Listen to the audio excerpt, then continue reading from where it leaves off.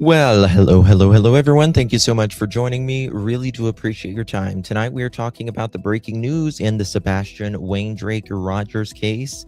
25 pages of documents has dropped. This is part 2, and we're going to get into those documents and see what they say. A lot to talk about on the other side of this. I've walked through storms in scars and grace. Smile through pain with a painted face. And if you know it. They called me too loud, too much, too strong. But honey, that's the reason I belong. Every scar's a scripture, every tear's a hymn. I found my worth where the light grew dim. They tried to break me, but here's a twist. I turned my pain into a clenched fist. I'm an unbreakable woman, born of fire and pearl. I shine like grace in a reckless world. You can test my faith, you can shake A little late night. but I'll rise again. Just watch me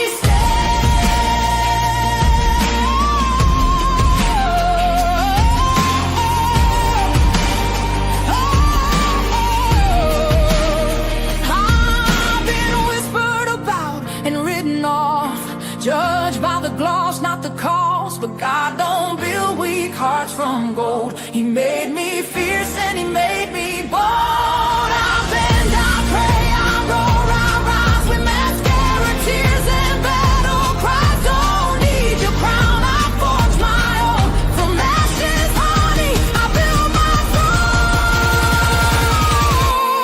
I'm an unbreakable soul, dressed in truth and pearls. The fire don't scare me, it lights my world. You can doubt my voice, but you'll hear my name. I'm holy and hood, and I'm done with shame. For everyone cold, too much, too loud, too real. You're not to anything. You're exactly what power looks like. I'm an unbreakable soul, through the fight and flame. My scars are stories, my strength, my faith. Faith in my heart, fire in my curls, forever divine. Clutch them pearls. Let's go. Hold up, lights on, chat in the room, another late night and another headline blooming. Coffee gone cold, but the story got heat, and one little detail keep tapping my screen. Coming in clutch when the timeline bends. We don't just scroll, we connect loose ends. Somebody said nah, that's probably enough, but the chat said Justin, we're coming in clutch. Run that back, don't rush that part. Something fell wrong from the very first start. Different day, same shaky excuse, and the math ain't mathing when we check the proof. I'm not here to play detective for fame. I'm here when the story starts changing names. One clip, one call, one post too much, and the whole room knows we're coming in clutch. Coming in clutch, yeah, the facts stay loud. Truth don't hide when we bring the crowd. Screens lit up and the chat don't sleep. We dig real deep where the stories get steep. Pearls in the chat, lights in the back. Somebody better explain why the story went flat. You can dodge one question, maybe dodge two. With the internet clock, what you said don't cue. Wait. Say that again, you said it was there, then it wasn't back then. You said you forgot, but the record got saved. Now the chat's wide awake and the room just changed. Coming in clutch when it all gets strange. When the facts get buried and the tone starts change. We don't need drama, the truth does enough. That's why they pull up, we're coming in clutch. Late night crew, yeah, we built this thing. One live stream turned to a whole damn ring. Members in green minds holding it down. Whole chat moving like a small town crowd. No fake hype, no lazy spin. Just one more clue and we're back again. If it don't sit right, we don't let it slide. We put the detail right up on live. Coming in clutch, say it one more time. Whole room locked on the very next line. From the first red flag to the final touch, you know where to be, we're coming in clutch. When the screen fades out and the night gets still, somebody somewhere knows truth comes real. We'll be right here when the next facts drop. Coming in clutch and we don't just stop. Wow, hello. Hey, y'all. Good to see you all. Thank you all so much for joining me. Really do appreciate your time on this Clutch After Dark. I usually don't go on this late, but I can't sleep. So might as well. Might as well, right? I told you guys I would probably come back. I had to run and do some stuff earlier, and we are going to finish up on this part 2 of the new filings out of Tennessee, Sebastian Wayne Drake Roger case.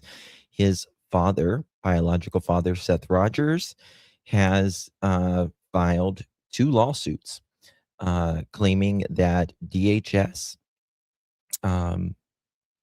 failed Sebastian and did not inform him that anything was going on in the home that he resided in during the week.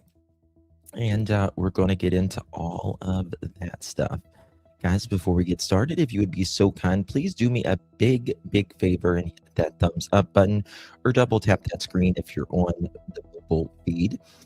Also, if you would consider sharing this live stream out, hit that share button, copy that link, drop it in any of your favorite social media. And if you would consider hyping this video on YouTube, you get 3 hypes a week. If you don't use it, you lose it. And it has to be after the live stream on a mobile device, your phone, your tablet, or whatever is mobile. Good to see everyone in chat coming in. You little late night owls, you. Hello, Sense of Soul. Good to see you, my friend. Just me. Kiki, do you love me? Green eyes, Ash to the cash. How you doing? You look a poppin' tonight. Well, thank you, darling. Thank you so much. I appreciate you. Carol, good to see you, my dear. Miss Holly, how you doing? Lori, good to see you, dear. Susie, Shari, good to see you. Sassy, good to see you, hun. Who else do we got? Lori, man, good to see you, babe. Miss Carol, crazy to the buck. Good to see you, babies. Paul for love. Hi, Justin. I didn't think you were going live again this late. Well, I'm surprised to see you. I'm surprised to see me too, to be honest with you. Good to see you, friend. YouTuber from the land down under. Thank you guys who gifted the jewels. Really do appreciate you. Justin, you look different. What do I look like? Is it worse? Good? It's the lighting. It's the lighting. I've got my lights off in the back and I got my lights in front of me. So that's why.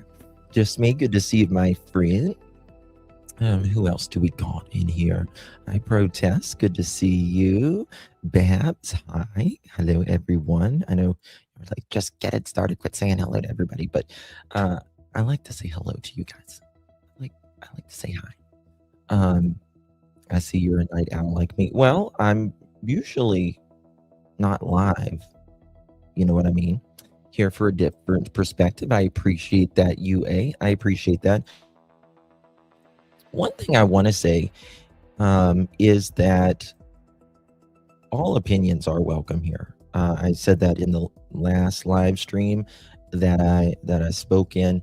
Everyone is allowed their opinion here. At the end of the day, nobody knows where Sebastian is. And that's that. So, just keep it respectful. You can have whatever opinion you want on this. Another thing, this isn't this that we're particularly talking about today. This isn't one side versus the other either. This is Seth claiming that he was not informed by DHS, and that's what it is. It's not parent against parent or anything like that.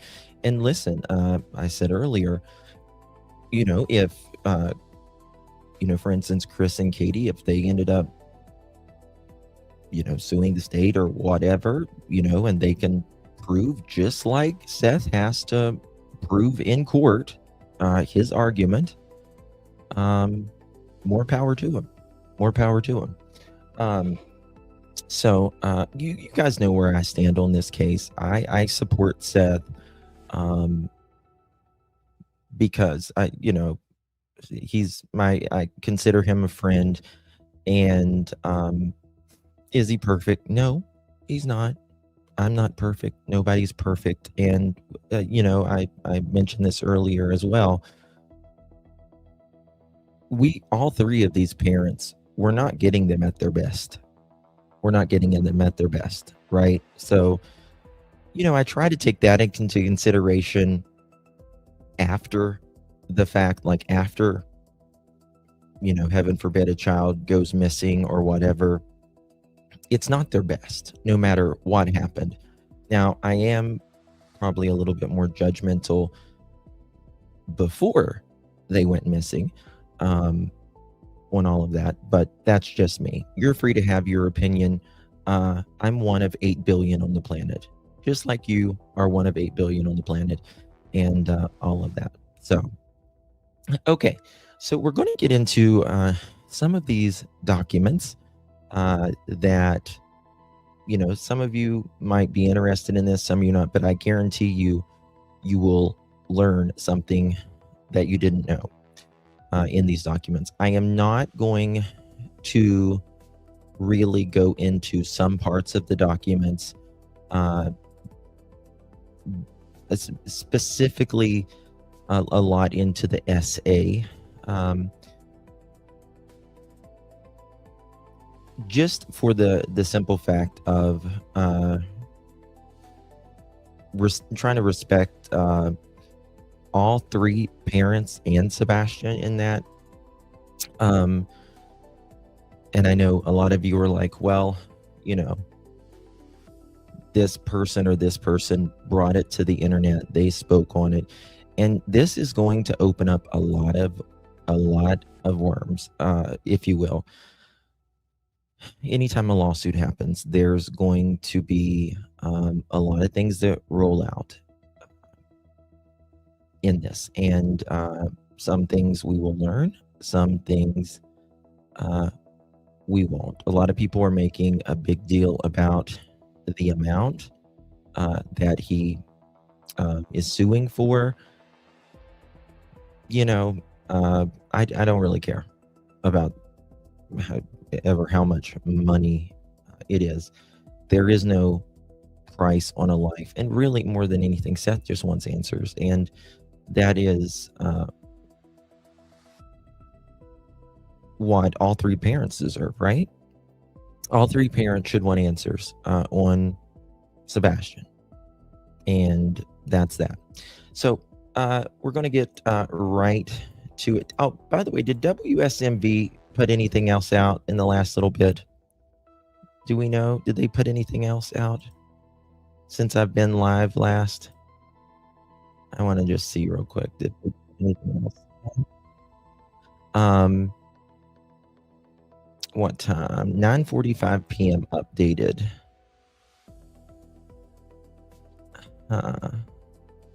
We'll look at it real quick and just to make sure.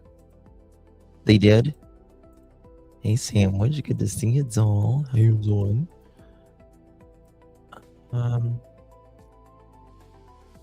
Where was it? Did they put any new videos out? I'll do it like this. How about this? Sebastian Rogers, and we will go past 24 hours. And let's see. 8 hours, 15 hours, 12 hours, 3 hours ago. What's this?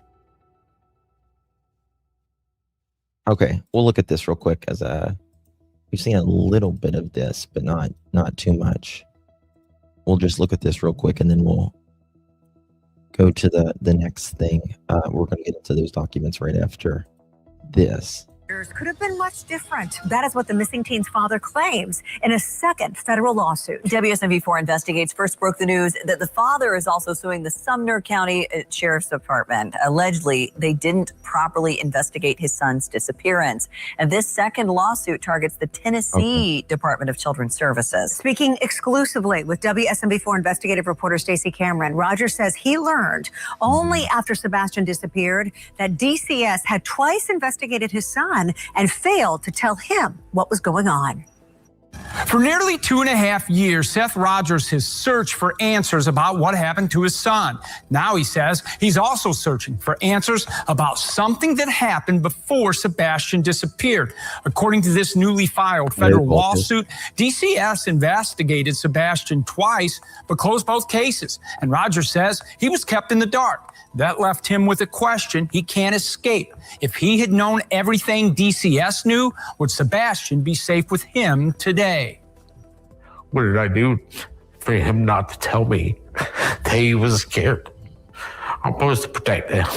It's the question Seth Rogers says he asks himself every day. Not whether he could have found Sebastian, but whether he could have protected him. The lawsuit claims DCS investigated allegations involving Sebastian in 2022, then again in 2023 before... I am so bad with initials. I don't get it. But what is NB?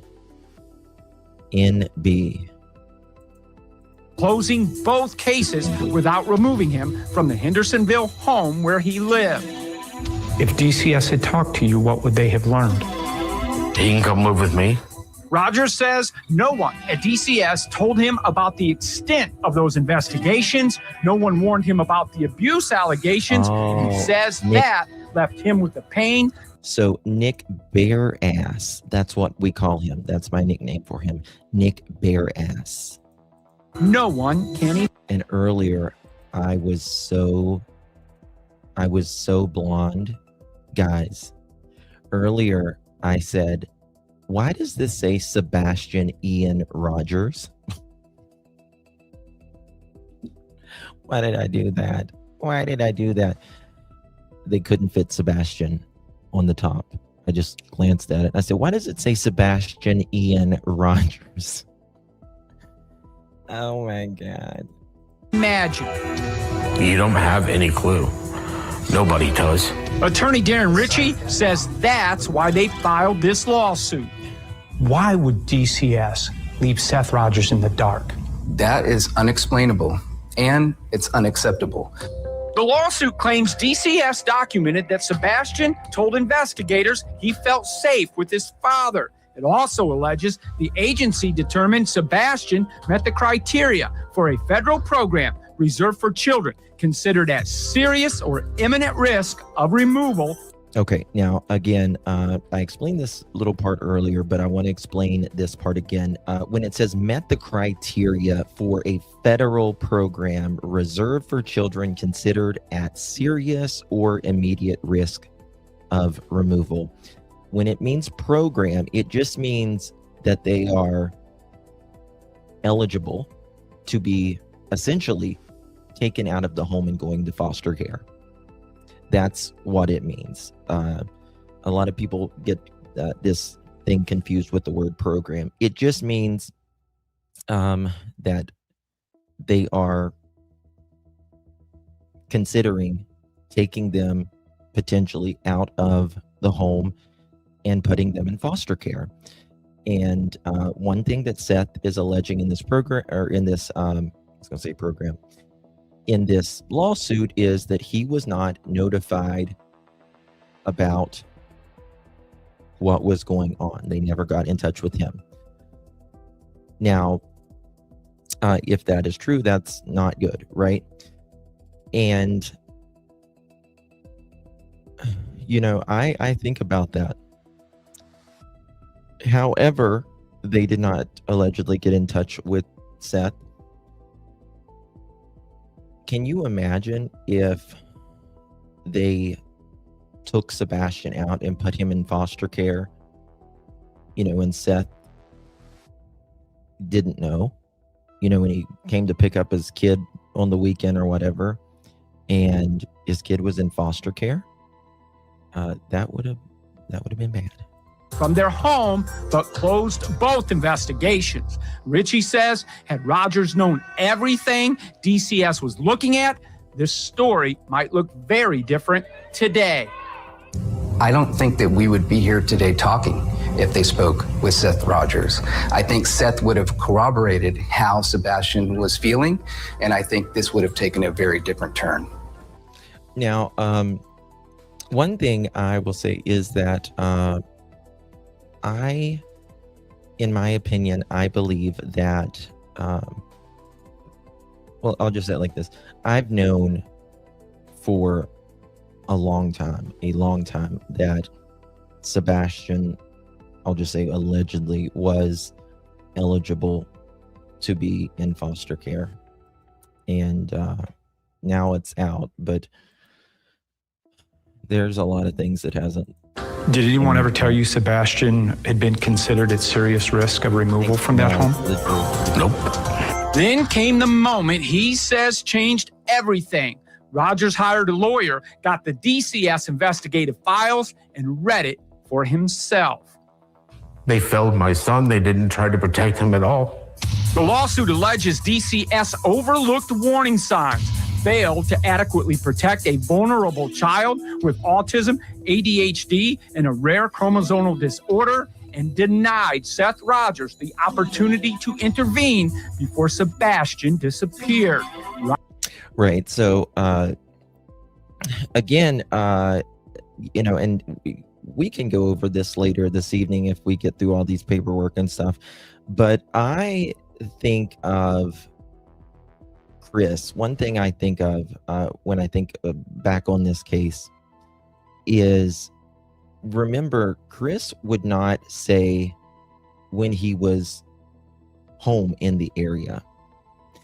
And I gotta be careful what I say here, but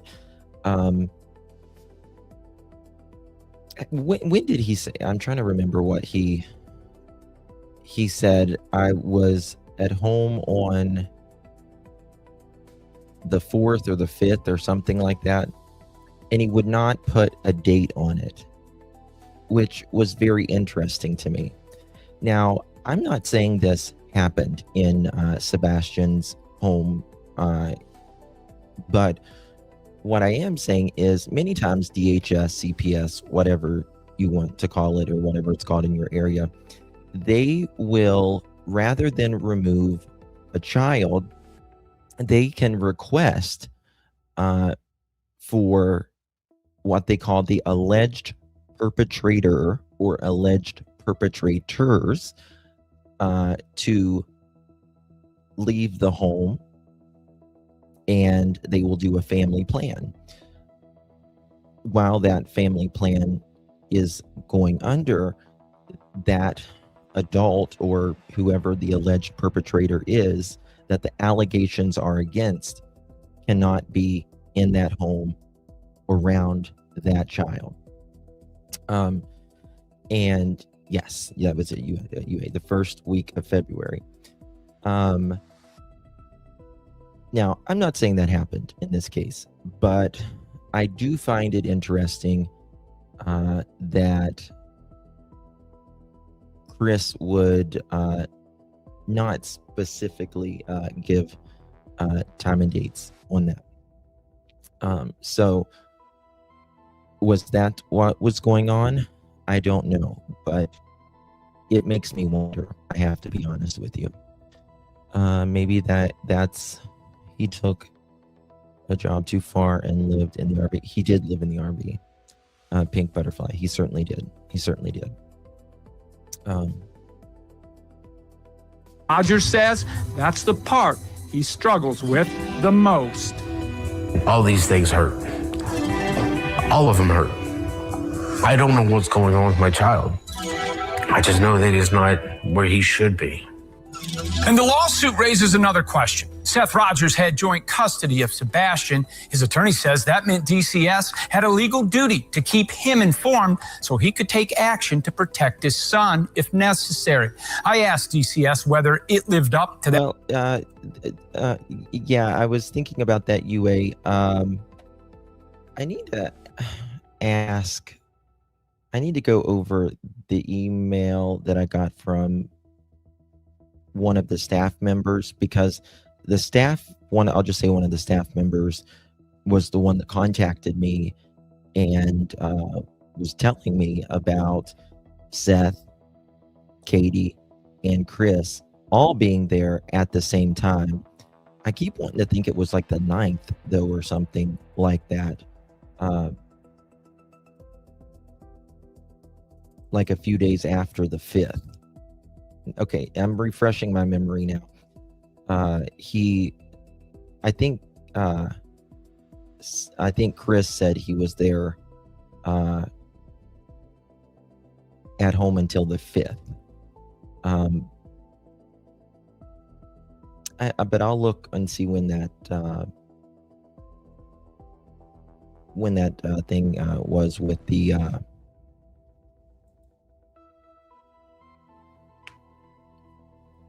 that meeting was. That responsibility, the agency declined an interview, saying it doesn't discuss specific cases or comment on pending litigation. For WSMV4, I'm investigative reporter Stacey Cameron.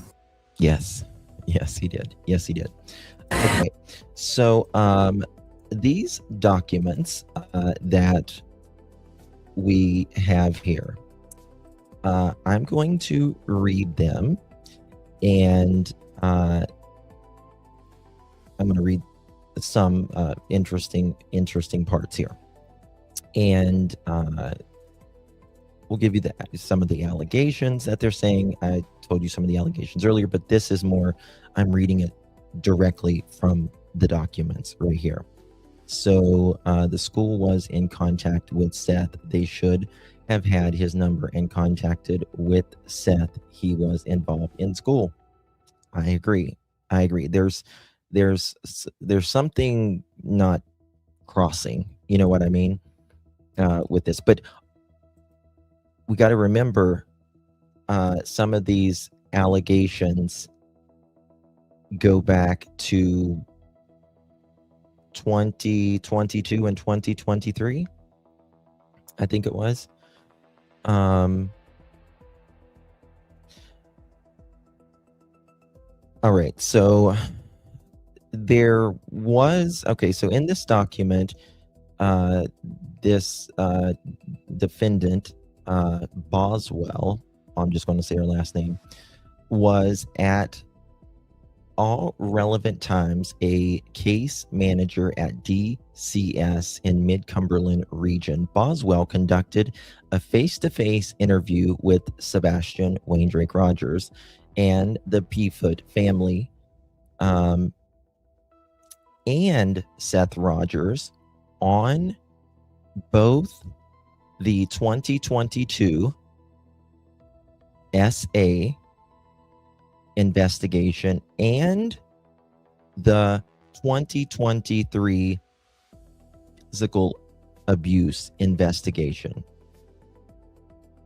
She personally documented Sebastian's disclosure, and this is the documents. I just want to make this clear. I'm not saying this. I'm reading it.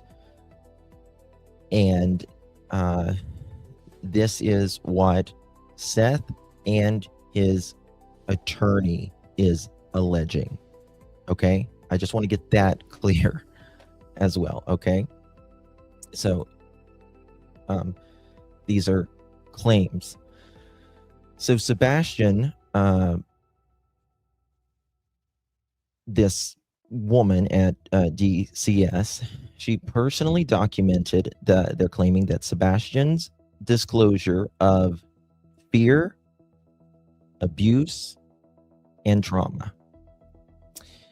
And in 2023, there was physical abuse investigation. She failed at that time to interview Rogers, Seth, and Sebastian Wayne Drake Rogers. Other legal parents with joint physical and legal custody, which was obviously Seth, and participants in the decision to close the case as no services needed without protective action. She is sued in the individual capacity. Okay. And then there is another defendant, Walker, was at all relevant times a supervisor of DCS. Walker approved the closure of the case as administrative closure on November 15th, 2022. She's being sued in the individual capacity. Defendant Does 1 through 15 are DCS employees, supervisors, and officials whose identities are presently known, but who participated in the investigation, presently unknown, but the participant in the are participants in the investigation, supervision, and closure of DCS case involving Sebastian, and or who established, maintained, or ratified the policies and practices that led to the constitutional violations alleged therein. Okay. Factual allegations, according to this. Sebastian Wayne Drake Rogers, a history of abuse and vulnerability were known to DCS. Sebastian Wayne Drake Rogers, a minor child who was born to Seth and Katie Proudfoot now. His parents separated and Katie married CP. Sebastian lived primarily with his mother and stepfather.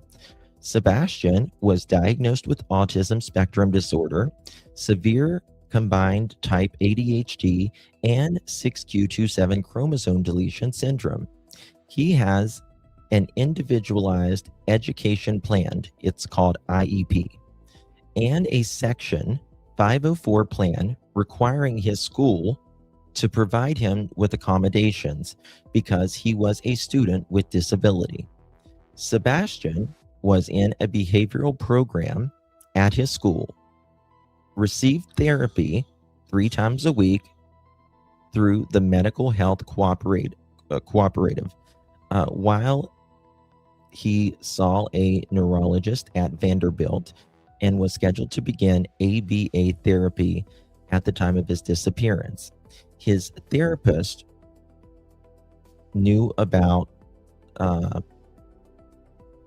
his therapist reported that as a consequence of his, we'll just say, abuse in California,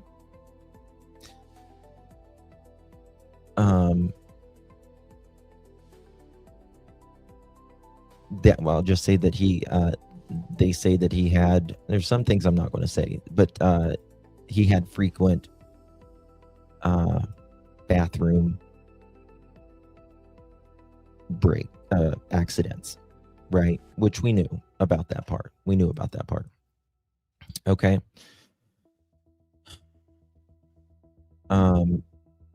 Okay. Sebastian Wayne Drake Rogers' multiple disabilities made him uniquely vulnerable to abuse, neglect, and exploitation, and required DCS to exercise heightened care and to provide reasonable accommodations under the American with Disability Act when accessing his safety and needs. On or about September 28, 2022, at approximately 6:33 p.m., a call was placed to DCS Child Abuse Hotline. The intake was screened as a priority 3 with allegations of abuse against an unknown perpetrator. The alleged child victim was obviously him. The intake reported that on September 28, 2022, Sebastian disclosed to a school professional that 2 years earlier, while living with his mother in a different state, he was abused, right? So sad, man.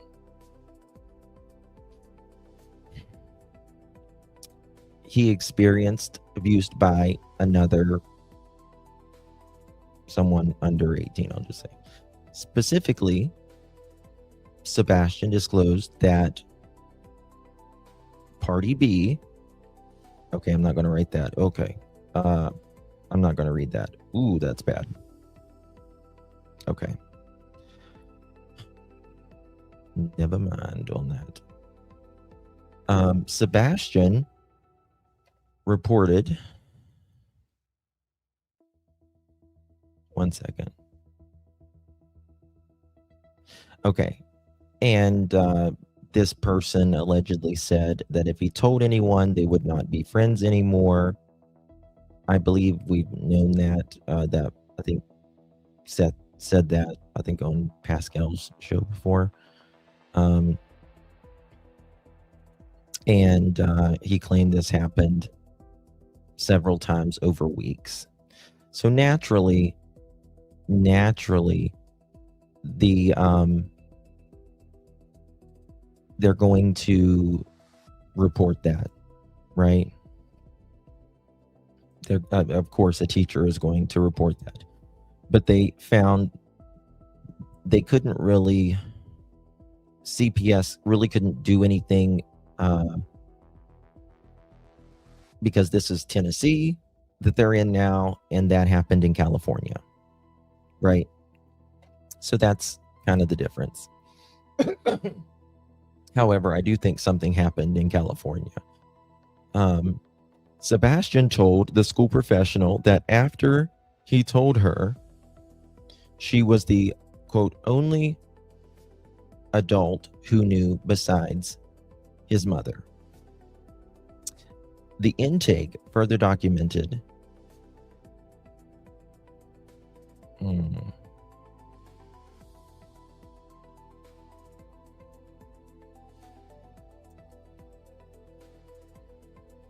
I haven't read all this, and I just can't say some of this shit. Oh my God. Okay. The intake noted that Sebastian struggled with his behaviors after he moved to Sumner County District and was placed in a behavior program at a middle school. Now, it's so bad, Sandwich. I don't know if you've seen it, but it's so bad. So think about this, guys. I just want you to think about all the challenges this young man had. This young man had a chromosome deletion. He had different types of ADHD.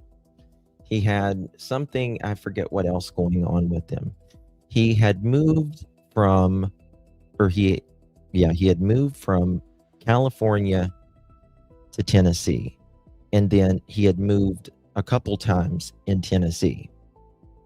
His parents had split up.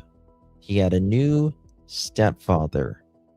He had this SA going on with him.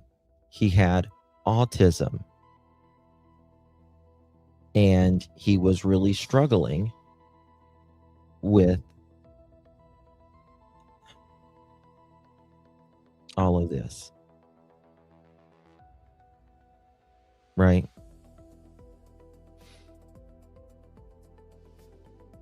And so it's just so sad to me. That is just so sad that he dealt with so much. You know what I mean? He dealt with absolutely so much. I don't think he's in a home user. I really don't. I don't think so. I think it's way past that. Way past that. Right. Hitting a key with sensory issues, fluid on the brain, Past trauma, I don't know, seems a little wrong. Hitting a kid with sensory issues, absolutely. I agree. I don't agree with, personally, I don't agree with spanking any child, especially a one that has physical issues and mental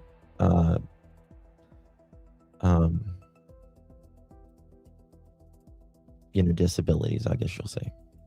Thank you, Twist. Appreciate you for your gifts, honey. Like I said, I was spanked as a kid and it taught me nothing. It just taught me to be scared. That's it. I didn't have anything, going on with me. So I was just a mean ass kid. Yes, Justin. That's how I don't understand how people think he's alive. We've all seen KK flinging them in. Well, Seth says that he believes Sebastian is still alive, and maybe he has to believe that just to continue on or whatever. I just don't know how you could think anything else until, as a parent, you know what I mean? Physical punishment might stop an action in the exact second it happens, but studies show it is minimally effective in the short term. Yeah. You change the behavior.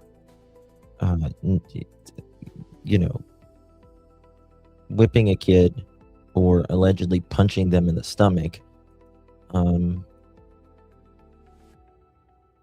And I wish I could say more, but I will say I absolutely, in my opinion, believe the claim because of, I'll just say, other things that I know that has happened. She didn't go check on the thud that night. No, she didn't. She sure didn't. No. Okay. So, Sebastian, according to this intake, that Sebastian was struggling with behaviors after he moved. And he was placed in this program at a middle school. At the middle school. That's very important, not the high school.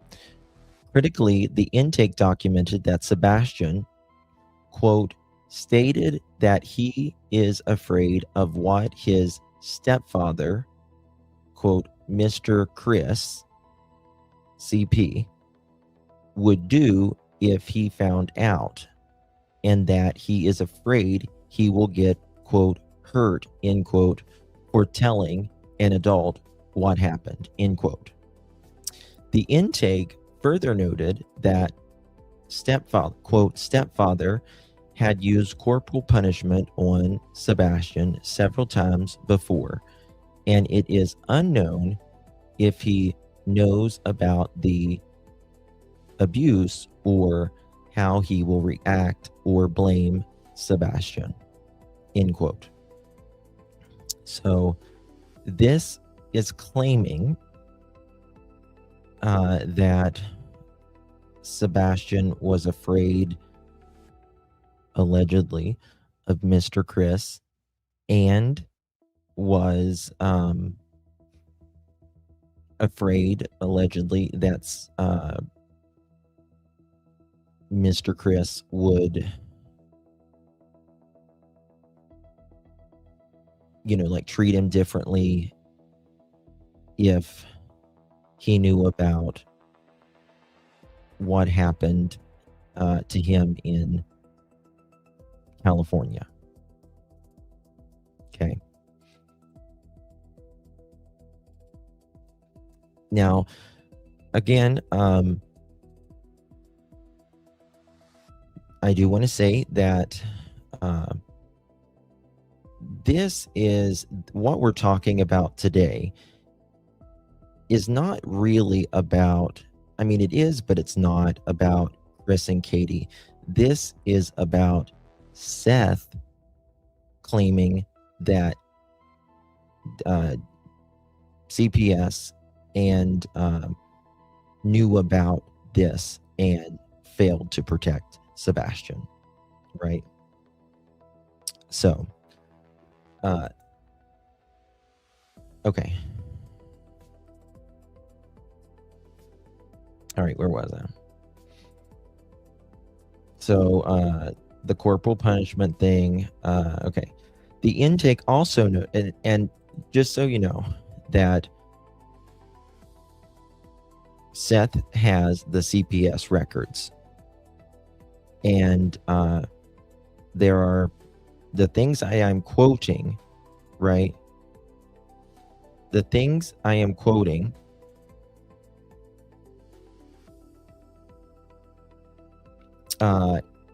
is, I'm assuming, in these CPS papers or these doctor visits, right? I don't think he ever made it home. You know, there's a lot of people that don't. There's a lot of people that don't. I do think he made it home, but that's just me. Okay. The intake also noted that Sebastian suffered from frequent bathroom accidents and displayed. Okay, I'm not going to say that. Okay. On September 29th, 2022, Richie conducted an administrative review. She documented the SA allegations and noted that the next steps would include a full assessment. Initial face-to-face response was due by October 3rd, 2022. On September 30th, 2022, Boswell met with Sebastian at the middle school. Now, again, when he was at that middle school, this is before that they lived where they live now, right? Right. Hobby, I am totally confused. Thank you so much for pointing that out. Yeah, sounds like you're triggered, Hobby. Oh, God. Too bad. Okay, moving on. Let's see here. Okay, so September 30th, 2022, at the middle school, he met with Sebastian in a private conference room, and Sebastian told Boswell that he, quote, feels safe with his family at home, and that he, quote, feels safe at dad's home, end quote. Let me say that again. Sebastian told Boswell that he, quote, feels safe at his family at home, end quote, and that he, quote, feels safe at dad's home, end quote. Sebastian identified his father as Seth Rogers, who lived in Clarksville. Sebastian stated nothing. Hold on, let me see what this is. Okay. He said, Sebastian said that something happened when he lived in California, but he did not want to talk about it.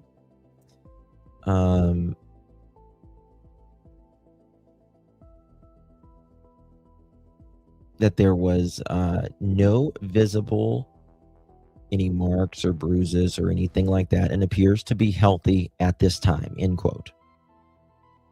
And again, that was September 30th, 2022. On October 12th, 2022, Boswell mailed a certified letter to the family, noting that they had recently moved and there was no forwarding address. On October 17th, 2022, Richie conducted another administrative review and updated the case, noting that Boswell had seen the child and that he did, quote, did not want to talk about what happened in California, end quote.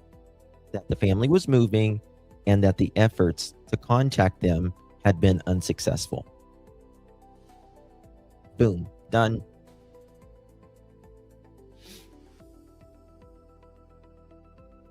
These are Sebastian's words. Yes, that is, and those matter. I absolutely agree. They are Sebastian's words, and that matters. I absolutely agree with that. Miss Kels, well stated. So this person has one interview with Sebastian, one, and says that, you know, something happened in California, but he doesn't want to talk about it. How long later? We got from September 30th to October 12th. So we'll just say less than 2 weeks later, she mails a certified letter noting that they had recently moved and that there was no forwarding address.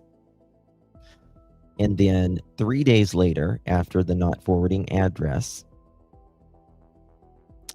they conducted another administrative review and updated the case, noting that Boswell had seen the child and that the child did not want to talk about what happened in California. The family was moving and the efforts to contact them had been unsuccessful. And again, this is, I mean, listen, I don't think this happened in Chris and Katie's, but I don't think that they were running from CPS. I just don't think Chris and Katie were running from CPS. But I will say in a lot of other cases, people do run from CPS. And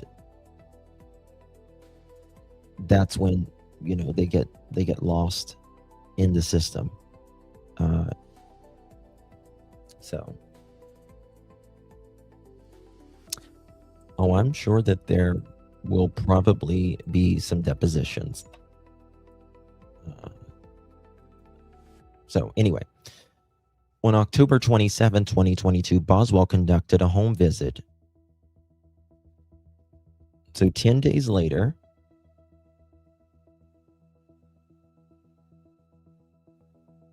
okay, so we go from October 17, 2022,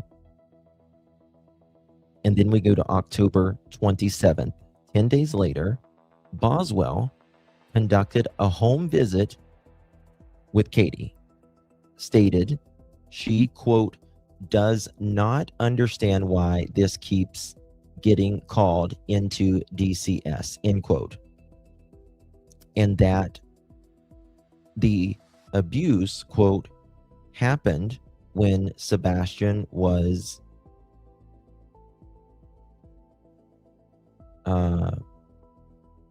I'll just say he was very young, under 10, I'll just say, with another minor. She stated, quote, CPS and detectives were involved in California. She provided the California address, and she confirmed that Sebastian had, quote, severe combined ADHD. He had the chromosome deletion, and he had a behavioral plan and was starting therapy on November 3rd.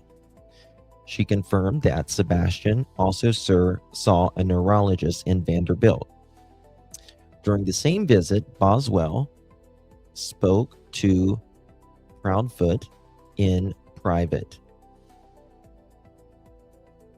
It just says Proudfoot in private. I guess it means Katie still. Proudfoot stated, quote, this was all investigated in California, and that he had, quote, never spanked Sebastian, so he does not know why Sebastian feels he would be mad for talking about what happened in California, end quote. So the way I take this is that KK is allegedly saying that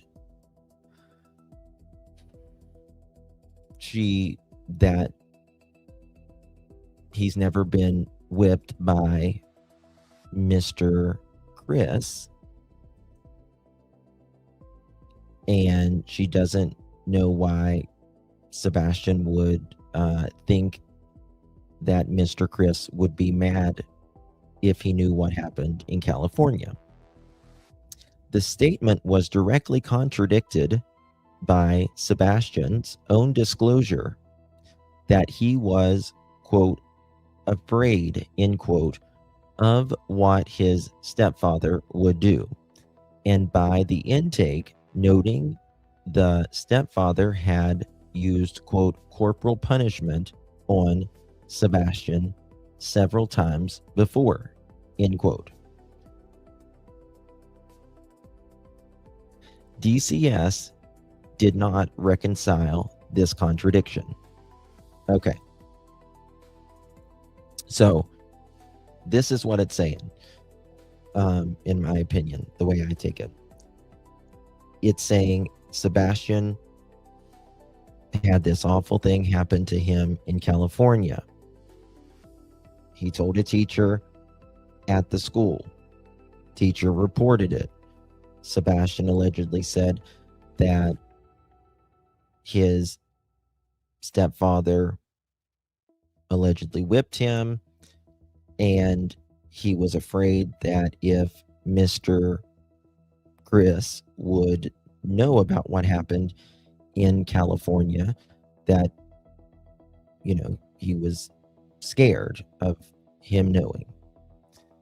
And the way I take it here is that Katie is allegedly saying, I don't know why Sebastian would, think, his stepdad would think any different of him. He's never allegedly whipped him. Whenever Sebastian is saying the opposite, essentially. He's literally saying the opposite. We are up so late, never. And to me, that's the really sad part, right? That's really sad. He was trying to get someone to notice, right? All right. I want to show you guys something here. Because I think this is important. Okay. Let me see if I can find it real quick, because this is very interesting. Oh, Miss Smiley. Let me see if I can find it on the transcript.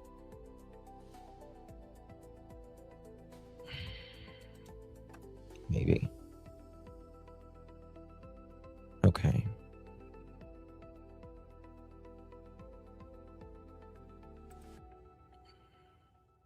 You'll want to see this. You'll really want to see this. Just bear with me 1 second while I got it. Okay.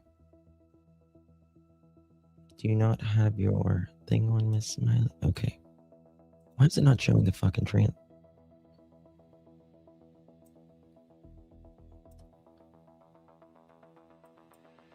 Okay.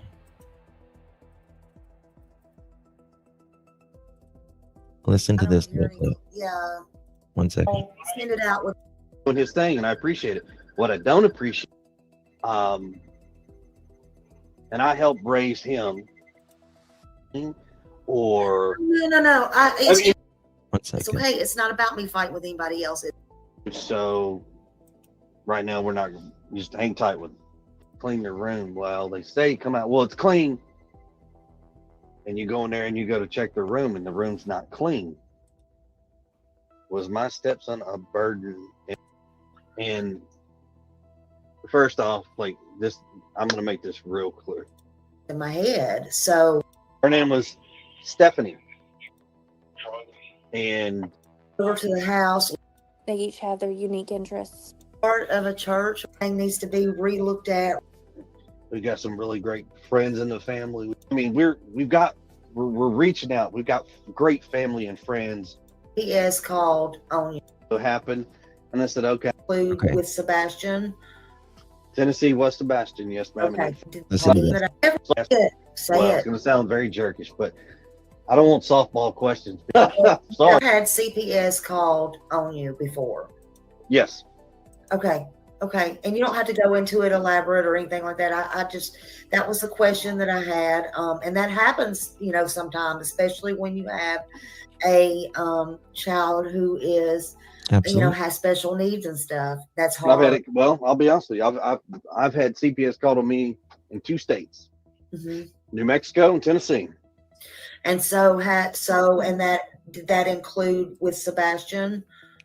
Tennessee, West Sebastian, yes, ma'am. Okay. And in fact, Sebastian here, like I said, I got nothing to hide. So Sebastian went to school one day because we were at the house. He got in trouble. He didn't have a belt on.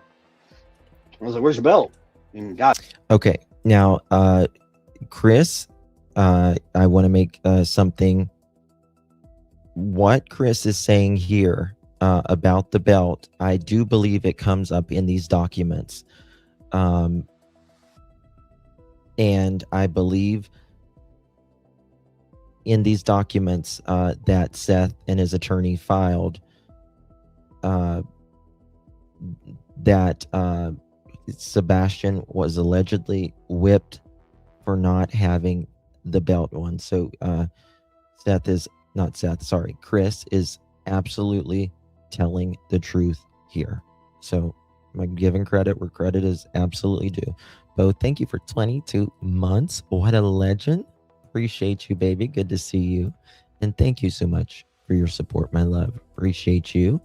He also used Tennessee CPS to take his daughter away from her mother. Oh, yeah, that's a whole other story. Whack. Kind of got him. So he goes to school one day because we were at the house. He got in trouble. He didn't have a belt on. I was like, "Where's your belt?" And got it. Whack. Kind of got him. So he goes to school and he tells the teacher. They're mandatory reporters. So the teacher reports it. That afternoon, CPS shows up to the house while we're actually sitting down to eat dinner. Now, mind you, 15-year-old child. Now, I don't think this is the first CPS report, though. That seemed to be like there was CPS involved a couple times at least, allegedly. He's not real happy because he's in trouble, so he's being punished. So he shows, he makes a report. They come to the house, and the lady who comes to the house is the same lady we've had. She's had a case before.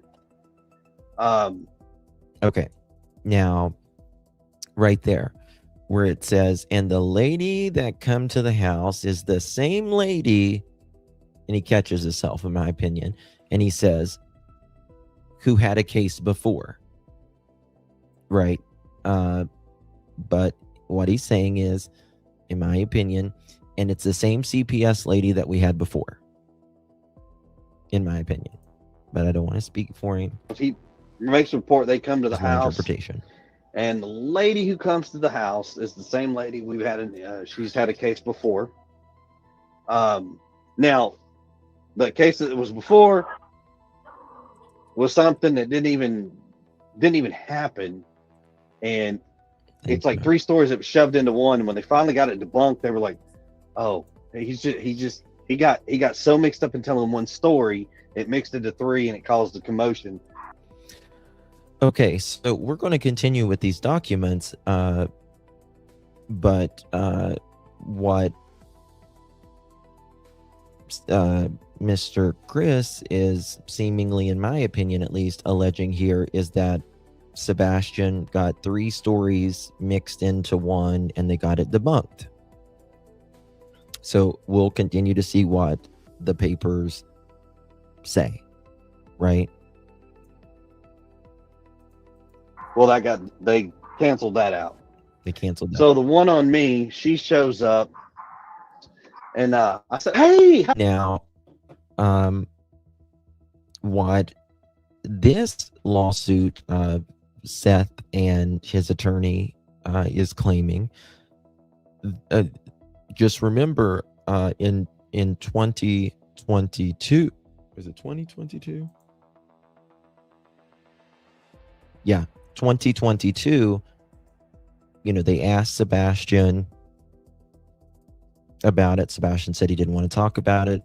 They sent a letter, and it forwarded to an address that, they had moved. And then about 3 weeks later, the CPS person shows up to the house of, I guess, I'm assuming their new house. And Katie said, Sebastian has never been whipped by his stepdad. At least she's claiming at that time in 2022. So she don't know why Sebastian would be upset. But Sebastian is saying something completely different. How you doing? It's her again. She's like, "Oh, hey." She goes, "Hey, I already." So the one on it caused the commotion. Well, they canceled that out. So the one on me, she shows up, and I said, "Hey, how you doing?" It's her again. She's like, "Oh, hey." She goes, "Hey, I already don't." She's like, "Don't tell me anything, but I'm gonna tell you what I know happened." And I said, "Okay." She goes, "Boom, boom, boom." She told me exactly what happened. I said, "Yes, ma'am."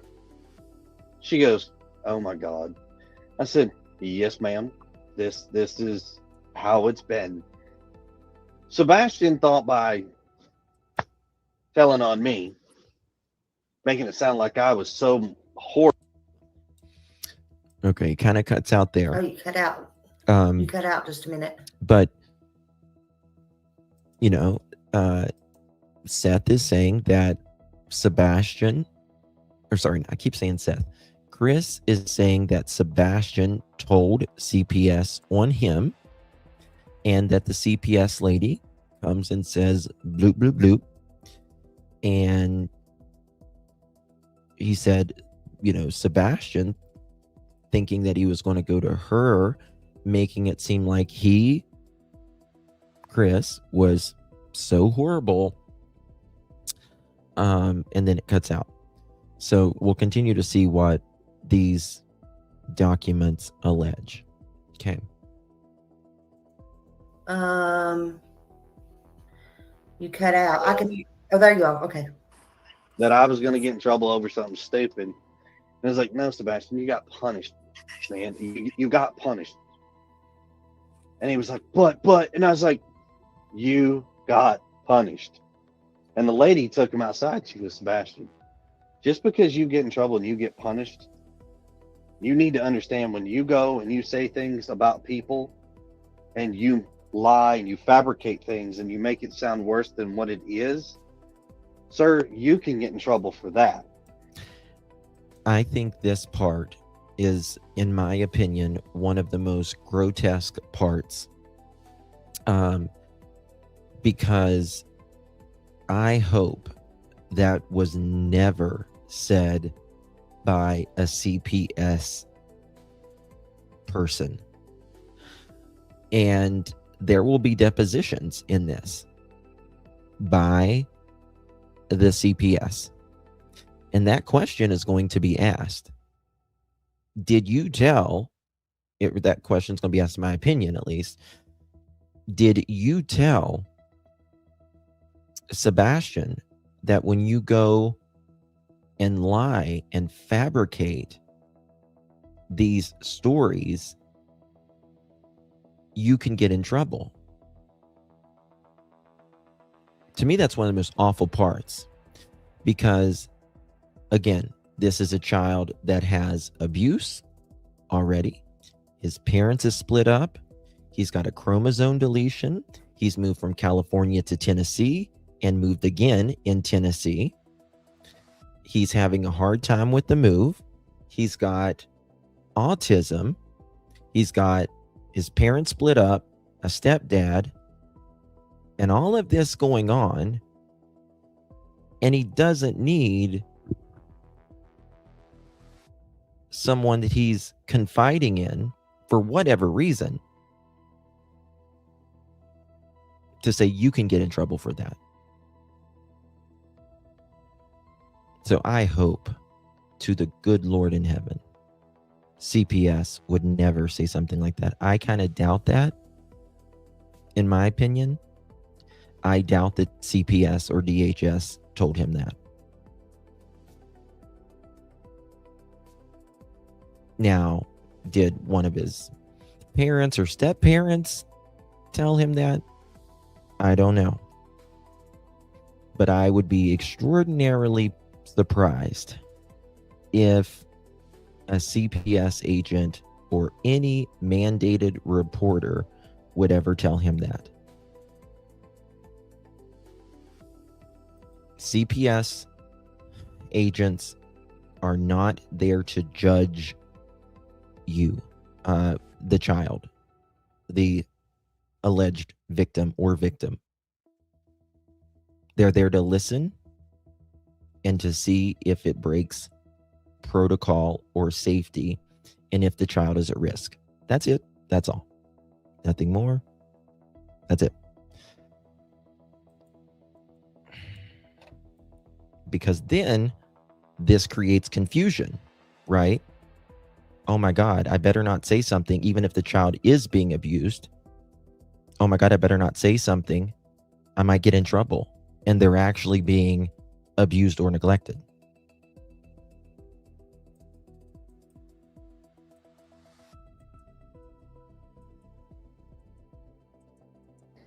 So that happened, and the lady was like, I am so sorry. And I said, no, he's just a child. He's upset. It is what it is. I'm okay with it. Mm-hmm. You know, he sat that back down at the dinner table and was like, see, eat your food. See, eat your food. And we went back and everything's been fine. Yeah. That girl wants to know, what was he wearing when they went to dinner? Maybe he returned, if it was his favorite place. Okay. Now we're going to get back to this. Okay. Because this is very important. And we'll follow up with a video versus what was said back when. Love you, Leslie. Okay. So,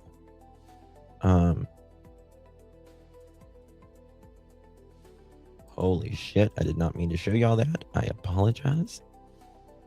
Okay. All right. Give me 1 second. Let me find out where I left off. Okay. Now you just heard about Mr. Chris talking about the belt there, right? And like I said, I believe he was telling the truth. And the allegations here at this, in my opinion, says he was being truthful in this. Bear with me though. Okay. I gotta find out where I live. Okay. On November. Okay. During the visit, the same visit, Boswell spoke to Proudfoot in private. And this is where she says this was investigated in California. And that he, I'm assuming Mr. CP, quote, never spanked Sebastian. And she doesn't know why Sebastian feels that way, that he would be mad. Okay, moving on. The statement was indirectly contradicted by what Sebastian said. Boswell then met with Sebastian in private, noting he was, quote, completing his homework, end quote, and, quote, appeared happy and healthy, end quote. Okay, so we need to give, that is what the CPS agent met with Sebastian. He was doing his homework, and she says he appeared happy and healthy. Thank you, pause. Thank you, darling. Okay, now, moving on from that.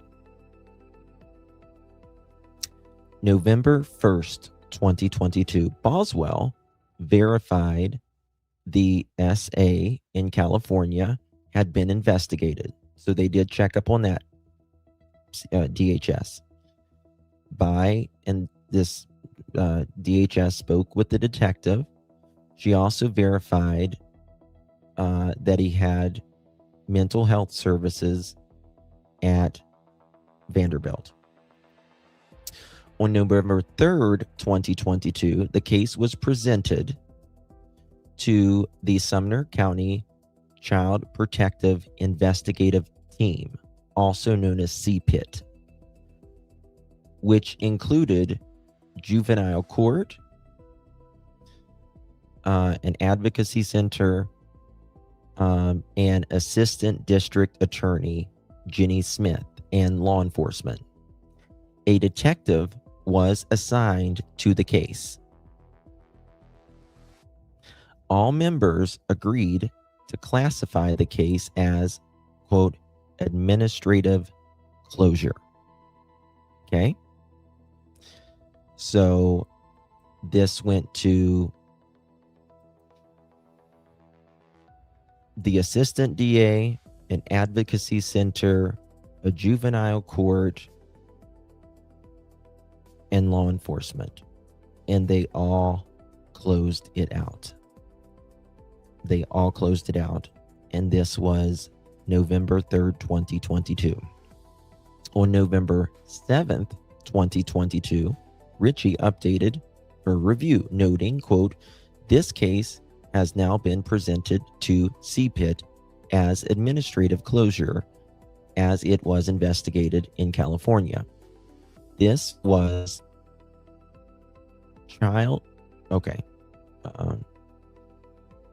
that both of them in California were underage, and they say because it was investigated, quote, the child reports no concern at this time, and that Sebastian was getting back to his therapy, and the child reports no concerns. It says the mother is protective and proactive with the child, meaning KK. That they're alleging that KK is protective and proactive with the child, meaning Sebastian. On November 14th, 2022, Ritchie spoke with CAC director, I'll just call her Director Amy, and the classification was changed to, quote, unable to complete, end quote, based on policy 14.7 because the incident occurred out of state. The thing that happened in California. On November 14th, 2022, Ritchie spoke to CAC Director Amy, and the classification was changed to, quote, unable to complete. Okay, I read that. On November 15th, 2022, Supervisor Walker completed the final administrative review and approved the case for closure as, quote, unable to complete due to the incident occurring out of the state, end quote, and the case was closed. Okay, so this is how I take it right here so far. I take it as, yes, in my opinion, CPS did what they could do when it comes to the California case. It was out of their jurisdiction. There had already been a detective in California, and it had already been completed. However, the question about Sebastian saying that he was fearful of his stepfather was not, it was a contradiction, in my opinion. And that's what, in my opinion, this letter is saying. Sebastian saying he's afraid of what his stepdad would think about what happened in California, and he is allegedly fearful of his stepdad. And Katie says she doesn't know why Sebastian would feel that way. You know, that Chris, wouldn't think any differently. And he's never whipped Sebastian at that time in 2022. But there was no, in my opinion, resolution, because there was a confliction on what Sebastian was saying, what mom was saying. Where was the resolution? I get the resolution about California and all that, but there was, it was Sebastian. Okay, so yeah. All right. So, here we go. The foregoing investigation gave DCS and law enforcement actual knowledge of Sebastian's vulnerability. Right? And let's be extraordinarily clear. All children are vulnerable. Sebastian, and anyone like Sebastian that has a disability or has had abuse in the past, has moved, has been, a divorce, all of this stuff requires even further extra care, right? And it needs to go that much further. You're absolutely right, Babs. I agree as well. Hey, Lakeside, I believe Sebastian was truthful too. These are Sebastian's words in a lot of this, right? I mean, direct quotes of Sebastian. So, I think, in my opinion, they didn't meet it there, but, I'm not the jury or the judge on this, so. Excuse me. All right. The foregoing investigation gave DCS and law enforcement actual knowledge of Sebastian Wayne Drake Rogers' vulnerability.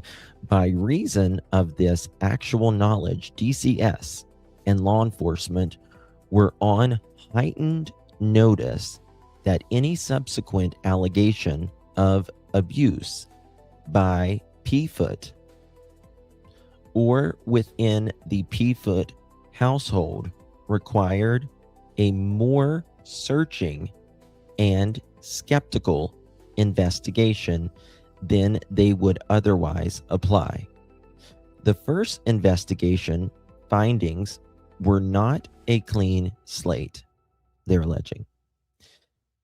They were a documented predicate of danger that obligated DCS to treat any further report concerning this child and this household with the gravity of the circumstances demanded, right?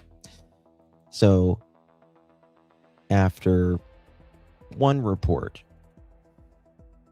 and knowing that this is a child, he has extra vulnerabilities, and then CPS or DHS going in again, knowing allegedly, knowing they're saying that he has these vulnerabilities, that it needed to be met with skepticism, all of it, and extra gravity because of Sebastian's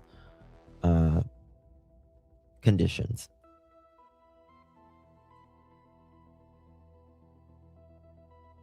Okay. Give me 1 second, guys. I just need to I'll be right back. Give me 20 seconds. I'm going to play this real quick. Gets to the restaurant. Katie, you remember? We may have lost her.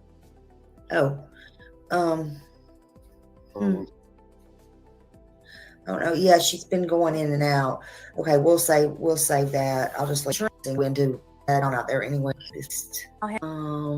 Wants to call in real. Okay.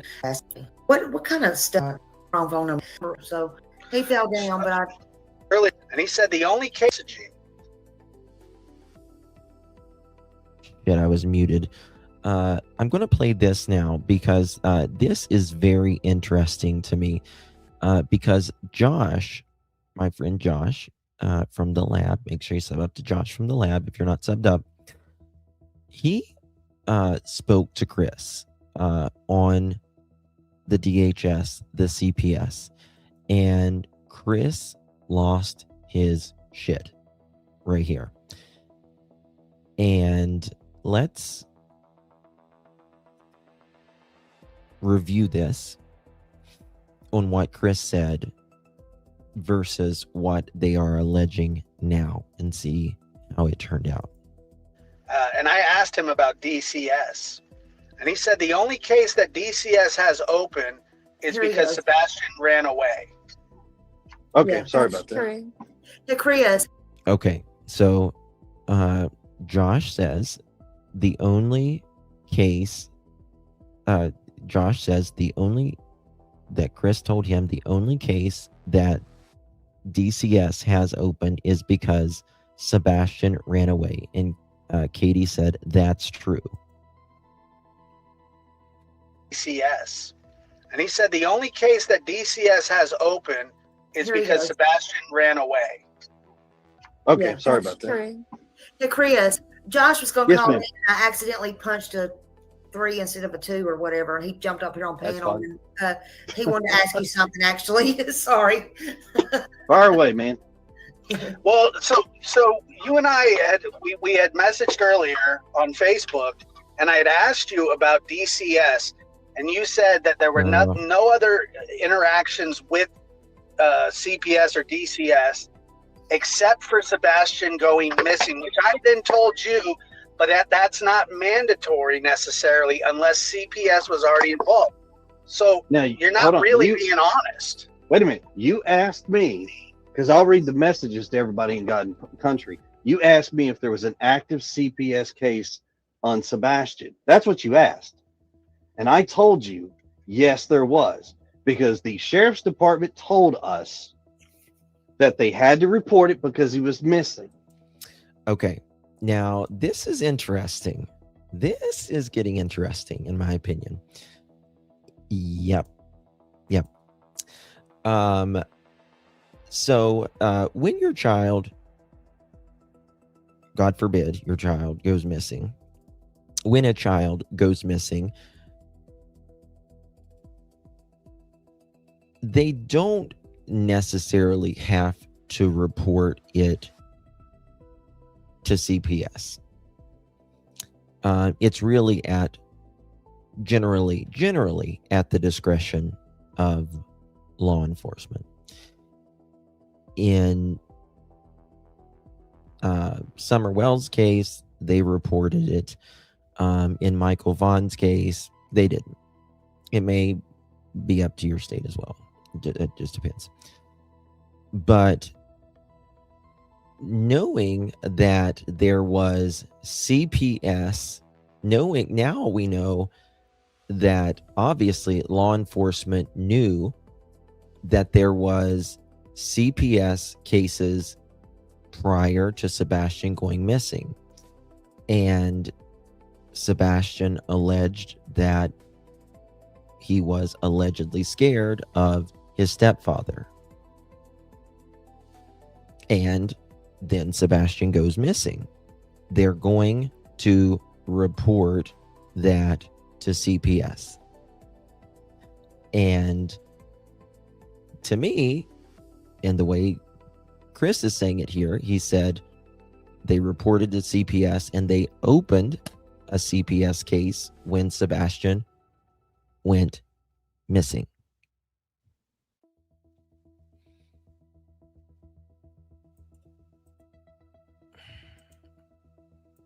I don't know, Lakeside. I don't know. I want to look that up. You asked me if there was an active CPS case on Sebastian. That's what you asked.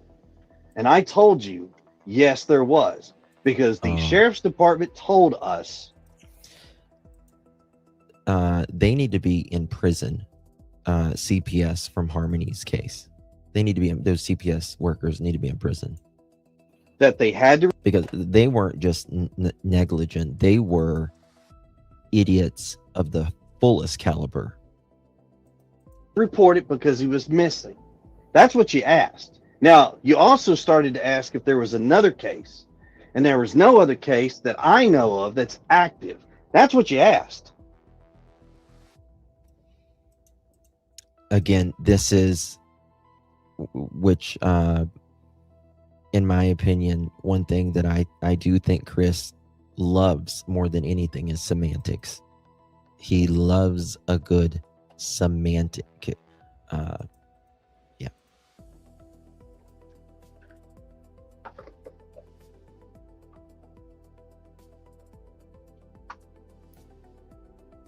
Josh? Yeah, I'm here. So, like I said, sir, I'm brash, I'm to the point, be respectful. Can you hear and me? I will tell you, and I'll be honest, and I'm going to tell you the truth. I got nothing to hide. Did you hear what I said? Yeah, he said, okay. Can you hear him, Josh? I can hear him, yeah. Okay, go ahead. I can hear you now. Go ahead. Well, I just said, well, in the messages that I asked that it was pertaining to Sebastian's school, right? Like you just said. And you said, no, other than him going missing, no CPS cases. Other than him going missing, no CPS case. They're having a hard time hearing each other here. Yes, I can't hear. Maybe that. How you doing? He didn't say anything. Yeah, he does, Babs. Can you hear him, Chris? I agree, Lakeside. Let me fast forward this. That's what you asked about. So you didn't ask, you asked about active cases. Active case. That's what you asked about. And I answered your question. You did. You answered my question. Hello. Hello? He said you answered his question. I can hear you. Can you? Okay. Can you? And I can't. Okay, here we I go. think So he's asked me, and I can't pull it up because if I pull it up, then we lose contact. But he asked me if there was active DCH, CPS, whatever you want to call it, case with Sebastian. And I said, yes, he's missing. Okay. I was told by the sheriff's department that they had to report it. So yes, there's an active case. Is there anything other than that? No, there's not an active case. So my statement that I told you is true. Yeah, I was thinking, Clutch, thank you for that, Amber. I just, she just checked if Tennessee had Grok or whatever that thing is, has to report to CPS. When a child goes missing, they do not. They must prepare a formal missing child report, of course. Yeah, enter the report into NCIC within 3 hours. Yes, yeah. True. Statement that I told you is true. Okay, fair enough. I mean, I get it, the active investigation, but yeah, but you did really. Maybe it's just because of text, but you did make it seem like there was no, like that this was the first time that they'd ever been involved at all. No, I didn't insinuate. Now, understand something. Words on paper are simply words on paper. Whatever emotions you put behind them is directly proportionate to yourself, not me. Oh, sir, I didn't put any emotion behind it. I'm just saying. But you're saying you're trying to insinuate on this show. No. Yes, you did, sir. Yes, because you just stated. You just stated that you said that I made it sound like this. No, I didn't. I told you, I gave you a direct statement, gave you your answer, and that right there is exactly what I'm talking about. Then you called into the show and you said, no, you're lying. No, I'm not lying. So call a spade, but make sure you're right. Now, to be honest with you, it has nothing to do with finding my son. You don't think that you don't think, okay, all right. Well, look, man. How does CPS have to do with anything finding Sebastian? Because if you're insinuating something, well, you said they opened up an investigation. You said they opened up an investigation. So you tell me what it has to do with him. And Josh is right there. He's right there, right?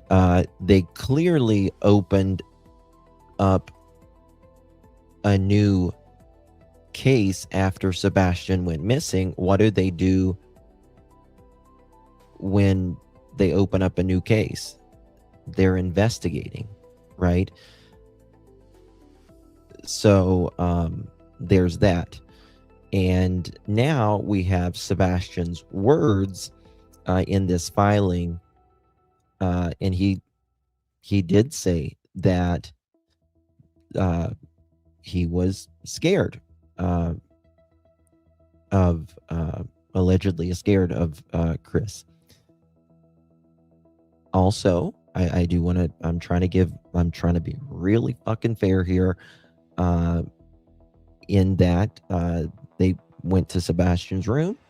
They said that Sebastian appeared happy, healthy, no problem in 2022. I'm just trying to give it both ways.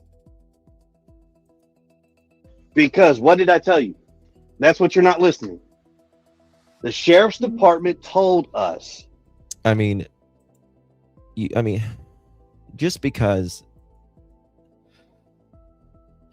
you know,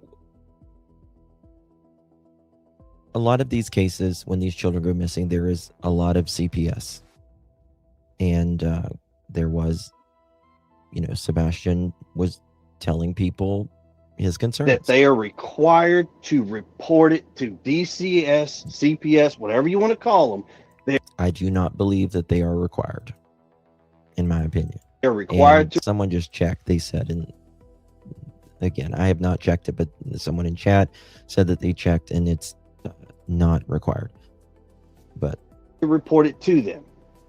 That answer has yet to check. I think if they had, you know, concerns that something might have been going on in the home, of course, they're going to report it to DHS. They're mandatory.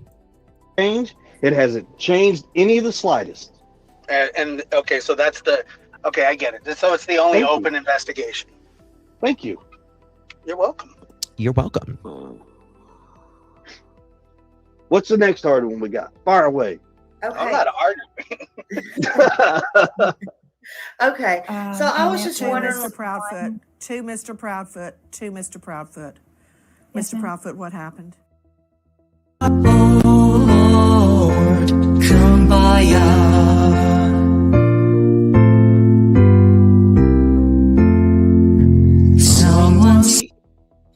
Sing it. Okay. He shouldn't be able. There's a lot with that, crazy. I can't say though, but there's like a lot. If there's a lot like to that Katie, as well. let me ask you this, or anybody can answer. So, like, if y'all were at home alone, like because Chris works out of town a lot, Cassie, but was there a report filed from Nina around Christmas on her daughter?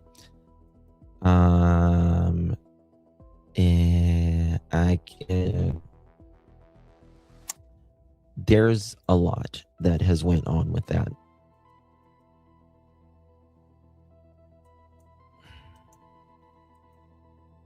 That's all I can say. and this is, I just wonder, like, would Sebastian know what to do if there was a house fire? Like, if it was just you and him, does he know how to handle all that kind of emergency stuff? We have gone over it with him several times. talked about like what to do in case of an emergency. My poker face. My poker face.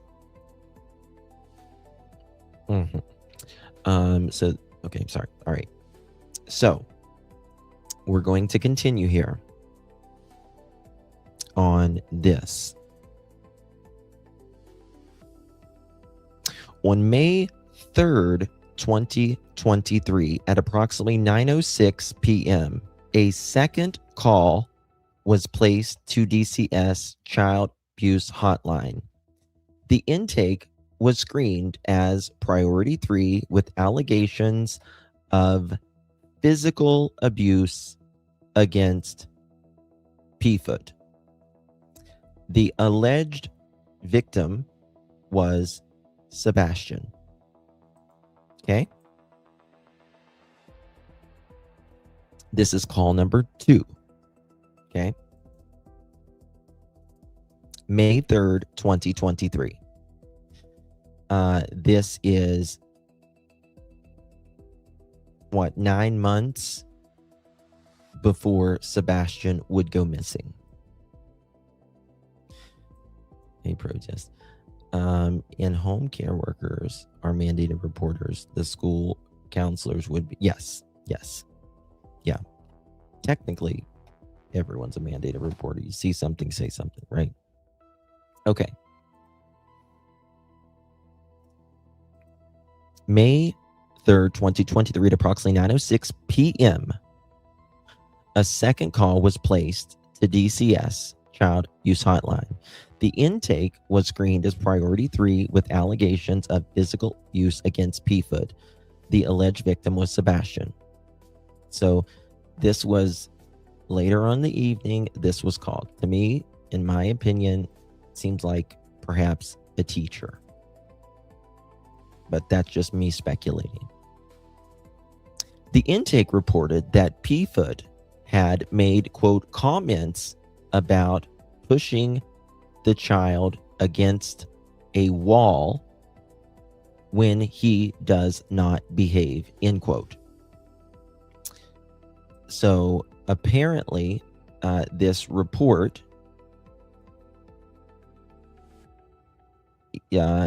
alleges that Sebastian is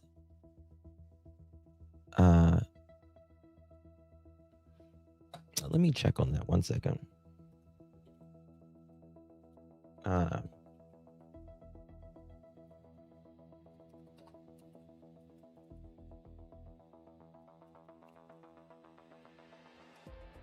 Okay.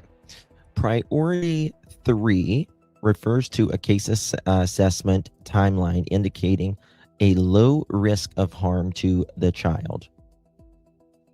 And they have within 3 business days. 3 business days.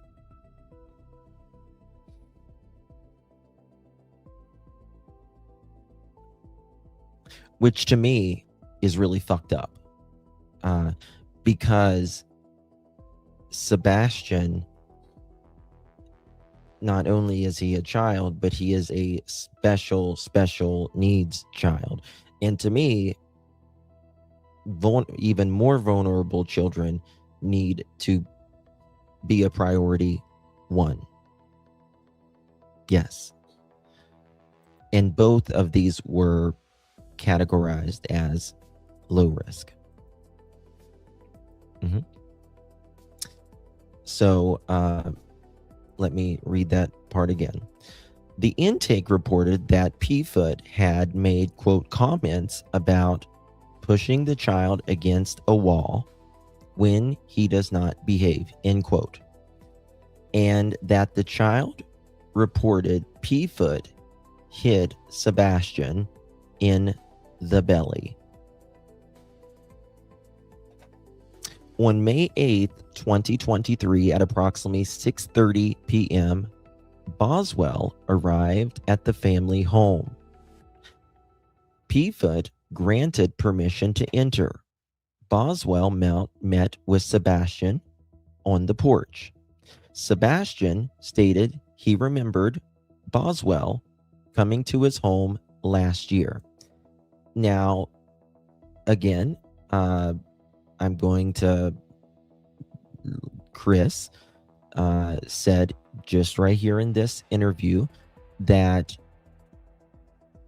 it was the same CPS person that came before, as this report says, right? As this report said. So Sebastian remembered this CPS person, Boswell. Apparently the P-Foots did as well, right? Excuse me. All right.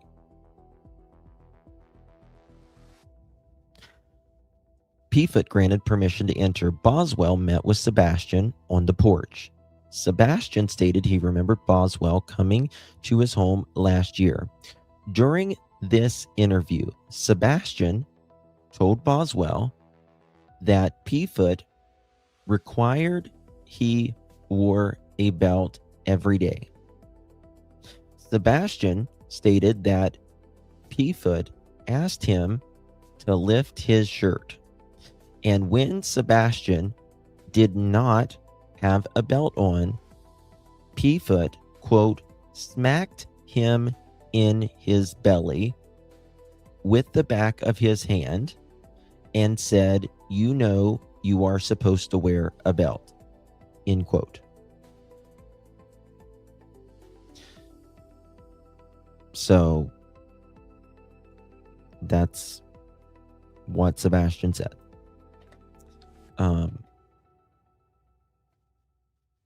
It doesn't say how, he did it with the back of his hand, according to Sebastian. So I'm just saying. At least, didn't say a fist, thank God.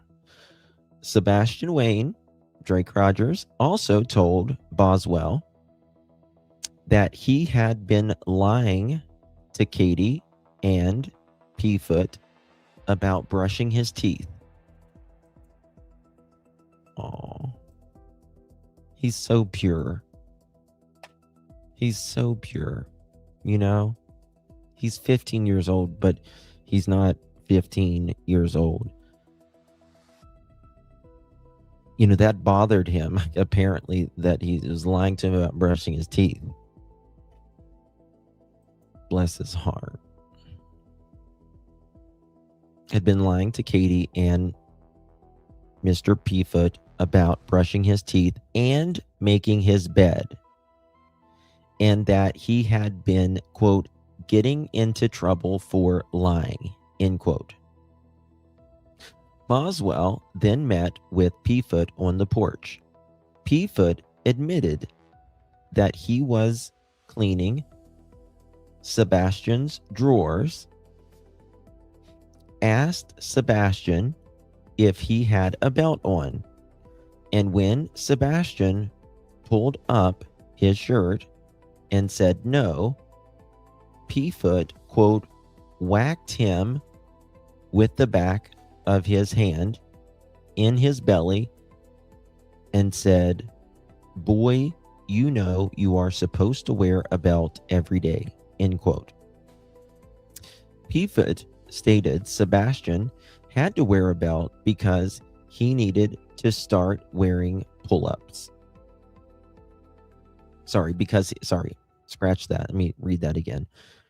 P-Foot stated Sebastian had to wear a belt because he started to wear I'll start again. P-Foot stated Sebastian had to wear a belt because he needed to start wearing pull-ups. P-Foot claimed he had, quote, never physically harmed Sebastian, end quote. P-Foot own admission that he, quote, whacked, end quote, a child with diagnosed autism and multiple disabilities in his belly constituted physical abuse. His requirement that Sebastian, quote, wear a pull-up, end quote, and submit to shirt lifting inspections constituted degrading and humiliating treatment of a disabled child who suffered from documented bathroom accidents as a consequence of, I'll just say, what happened in California.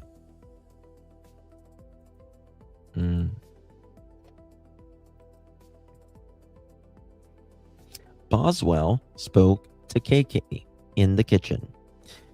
KK said, quote, "They have been working with Sebastian on when he tells something to tell the entire story," end quote.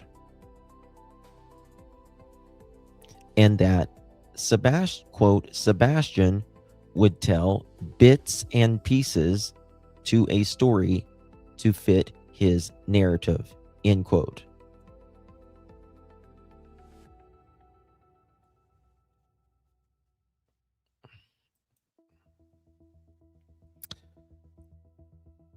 And tell me what kid doesn't? I mean, tell me what teenager doesn't? Okay. Okay. She stated she had, quote, "no concerns that Mr. Proudfoot smacked Sebastian's belly with intent to hurt him," end quote. On May 9th, 2023, Boswell verified that Sebastian was receiving therapy services 3 times a week through a private therapist and medication management through a health service. So that was the 9th, and then this was, one second. Okay, so the next day, on May 8th is when they arrived at the home. On May 9th is when they checked the next day to see if he was in therapy and his medication. On May 11th, 2023, Richie conducted the administrative review and concluded, quote, "This case is ready for closure at this time as no service needed. Case manager has met with the family and they denied any concerns." The child reported being safe in the home. He stated the stepfather popped his belly and told him to wear a belt. The child denied any physical abuse in the home. The stepfather reported the same as the child, end quote. Richie noted the, quote, "fast is completed with no need for intervention," end quote. So, you know, take that how you will. On May 11th, 2023, the case was closed as, quote, "no service needed," end quote. DCS failure to conduct a minimally adequate investigation was compounded by its complete failure to involve Rogers, Seth, biological father, who held joint physical and legal custody of Sebastian Wayne Drake Rogers pursuant to court order. Despite this, DCS never notified Rogers that the investigation was underway, never interviewed him as Sebastian's Wayne Drake Rogers' other legal parent to obtain his observations regarding Proudfoot or the condition in the Proudfoot home, and was never offered to place Sebastian with him during the investigation, notwithstanding that such placement was clearly within DCS's authority and was the most obvious protective measure available. So they talked to Sebastian, they talked to Mr. Proudfoot and they talked with Mrs. Proudfoot. They are claiming that they never contacted Seth, who had joint physical, joint legal through a court, that this was going on. Now, regardless,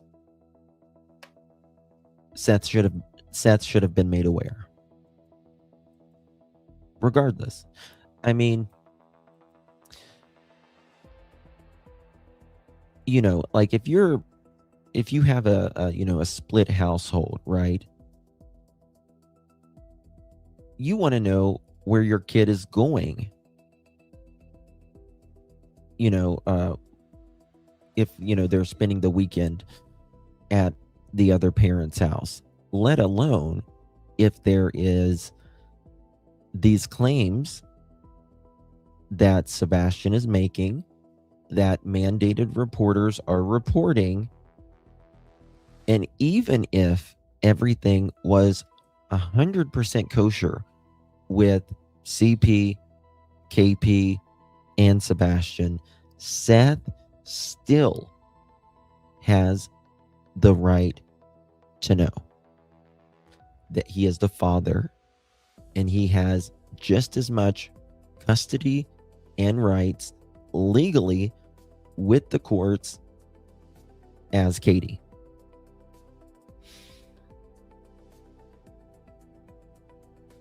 And they are obligated to tell Seth. That is what this is about, right?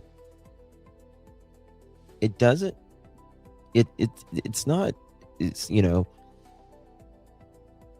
well, if everything is perfect in that house, he still has the right to know about his son, alleging this to the teachers, CPS, and all that.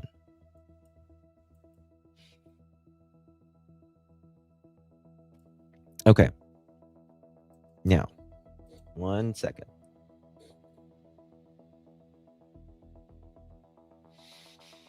Had DCS fulfilled the most basic obligation, it would have learned critical information that was never captured in this case file.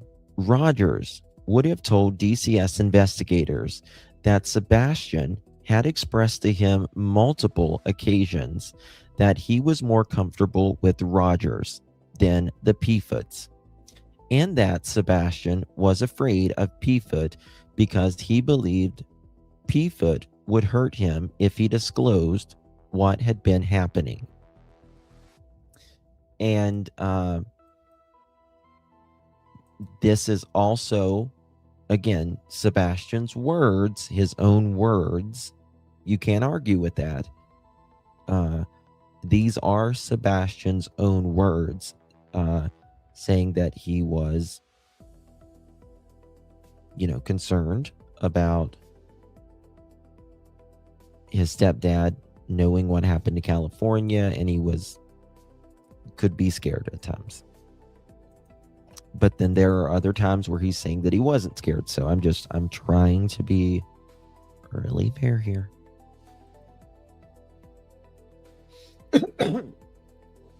Okay.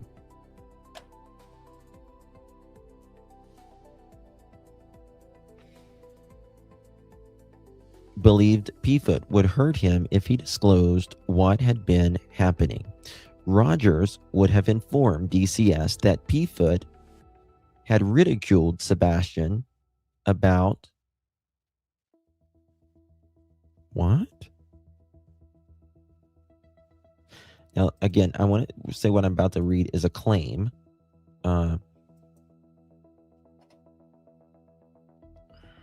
Okay. Rogers would have informed DCS, meaning Seth, that Proudfoot had ridiculed Sebastian about the prior SA,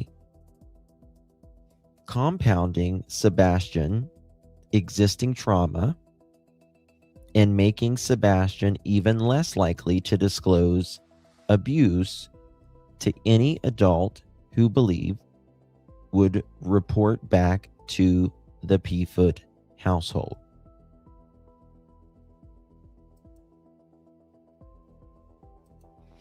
Rogers would have advised DCS that Sebastian's mental state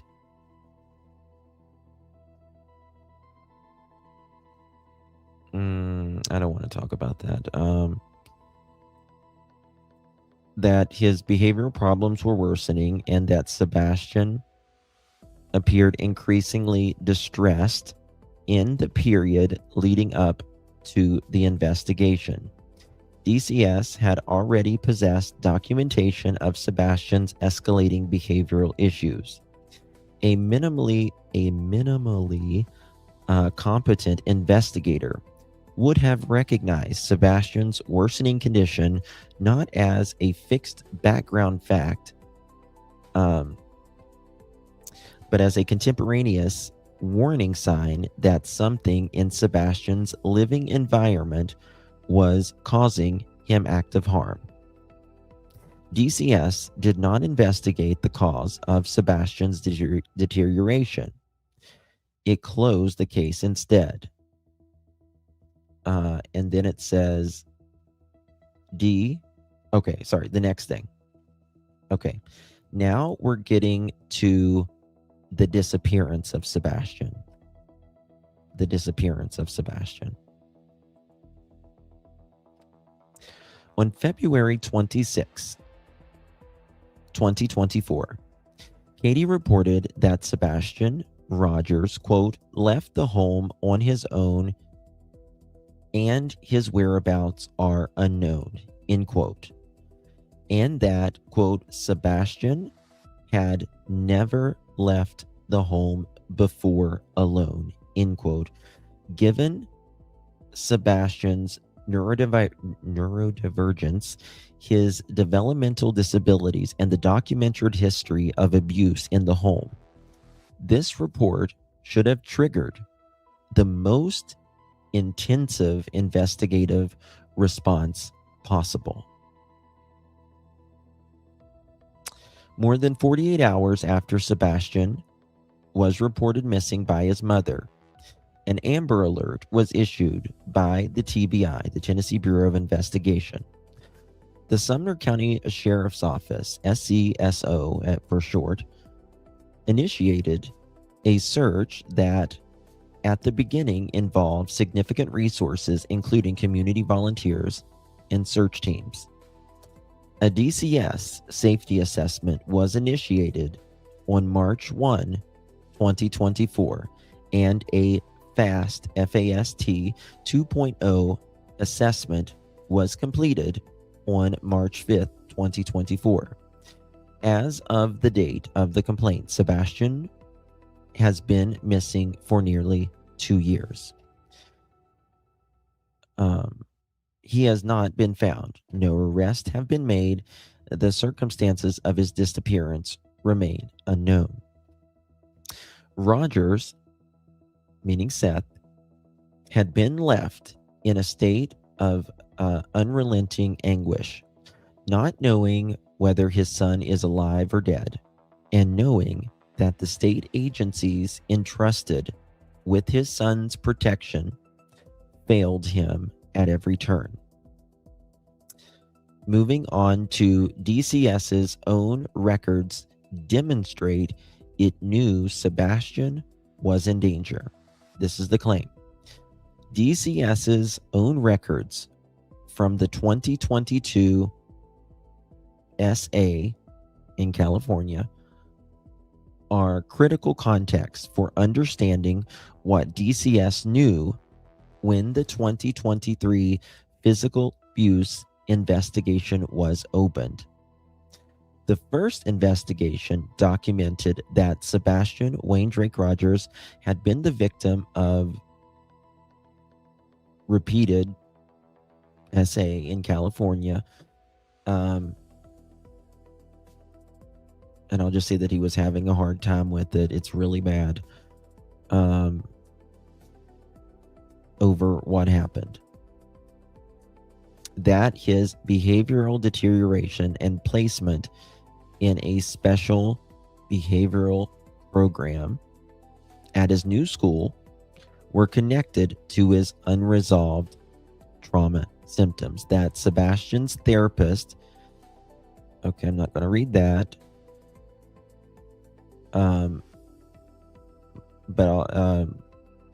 and he had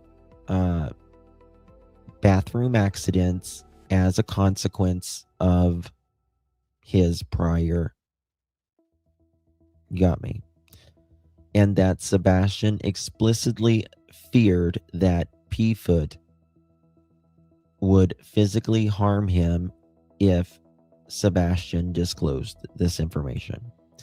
The intake also documented that Proudfoot had already used corporal punishment on Sebastian multiple times. These facts from a documented foundation of Sebastian's psychological state, his vulnerabilities, and the specific danger he faced in the Proudfoot home. When in 2023, physical abuse investigation opened with allegations against the same stepfather, DCS and law enforcement carried all of this knowledge into the investigation and were on heightened notice that Sebastian's disclosure had to be assessed against everything they already knew about the child and this home. The safety assessment dated March 1, 2024, and the FAST 2.0 assessment dated March 5th, 2024, reveal the totality of what DCS knew and Sebastian's situation prior to his disappearance, which include that Sebastian had an IEP and Section 504 plan, that Sebastian was diagnosed with autism spectrum disorder and several combined ADHD and the chromosome deletion, that he was taking Concerta, saw a neurologist, and was scheduled to begin ABA therapy at the time of his disappearance. That Sebastian, okay, I'm not going to read that one. That's terrible. That law enforcement reported that Proudfoot, quote, had been heard. Now, this is bad. This is bad right here. That law enforcement reported that Proudfoot, quote, had been heard by neighbors stating he hated the child and wanted the child to DE, end quote. Per the grandmother, Proudfoot often called Sebastian names that would degrade him, end quote.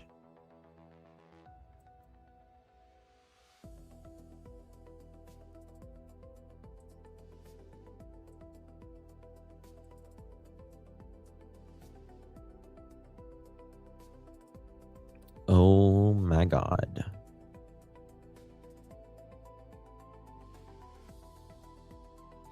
That is a quote.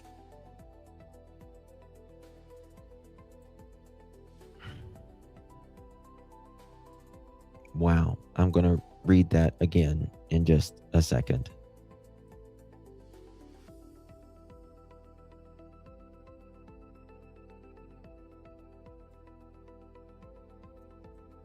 Calling 911. Just give me a second, guys. Run into a neighbor's house to ask for help. Known friendly neighbors. How to get out, Yes, Lisa. if a door is blocked and that type of thing. So yes, he should assuming that he, is able to think in a sorry, I'm losing my word, like in a panic, like if there's an emergency happening.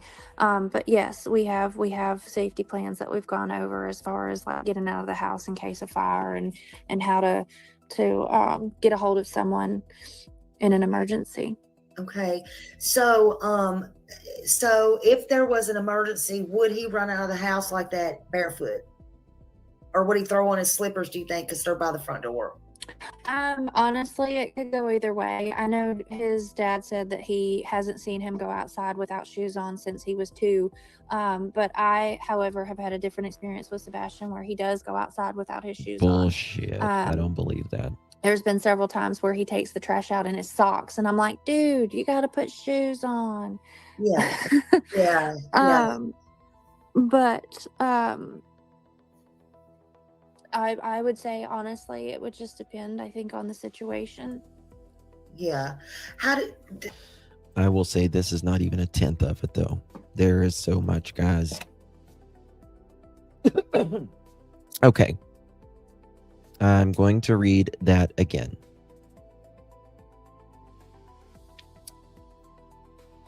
That law enforcement reported that Proudfoot, quote, had been heard by neighbors stating he hated the child and wanted the child to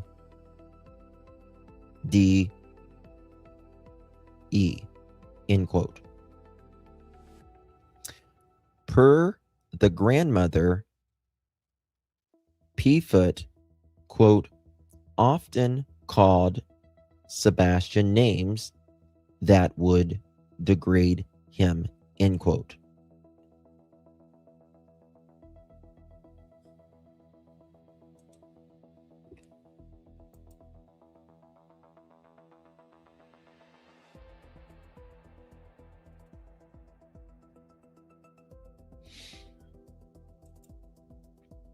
There's things that's really bad about the clothes and stuff that I just cannot say, and I won't say, but law enforcement knows.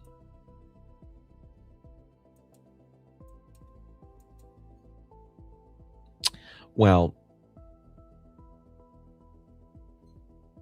it allegedly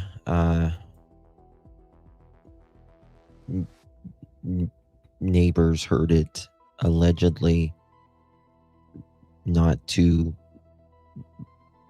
long before Sebastian allegedly went missing.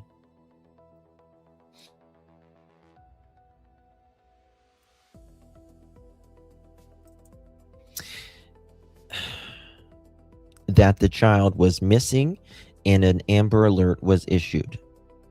That Sebastian had been determined to meet the criteria for participation in the program and is a serious or imminent risk of removal from their home. That, quote, Sebastian had been determined to meet criteria for participation in the Title V Candidacy program and that is a serious or imminent risk of removal from their home, end quote. And again, the program means he was eligible for foster care, in my opinion. That's which I've known that for a very long time. I've never said anything. It's out now. But allegedly, in the CPS documents,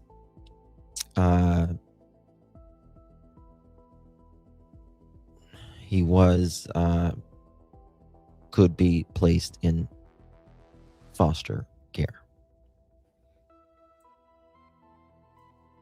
So he could be placed in foster care, but Seth had no idea this was going on because they did not contact Seth.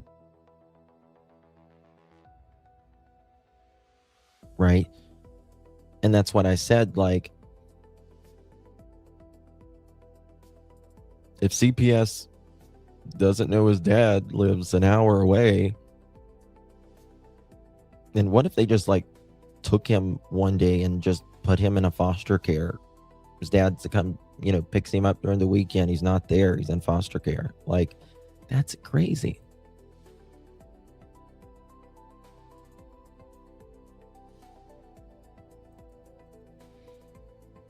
There it is. Motive, CP. Talked about Sebastian getting CP banished from their home. Also, Faith hearing was in days near Sebastian's disappearance. Oh, she is. She is, in my opinion.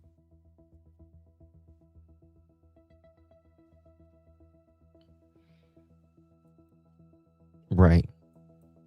Exactly.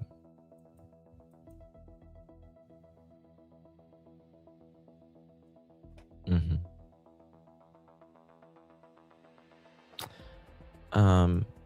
What was it, Rach?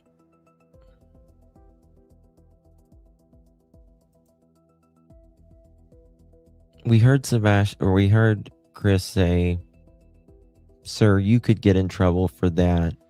Sebastian wanted to make it seem like I was so horrible.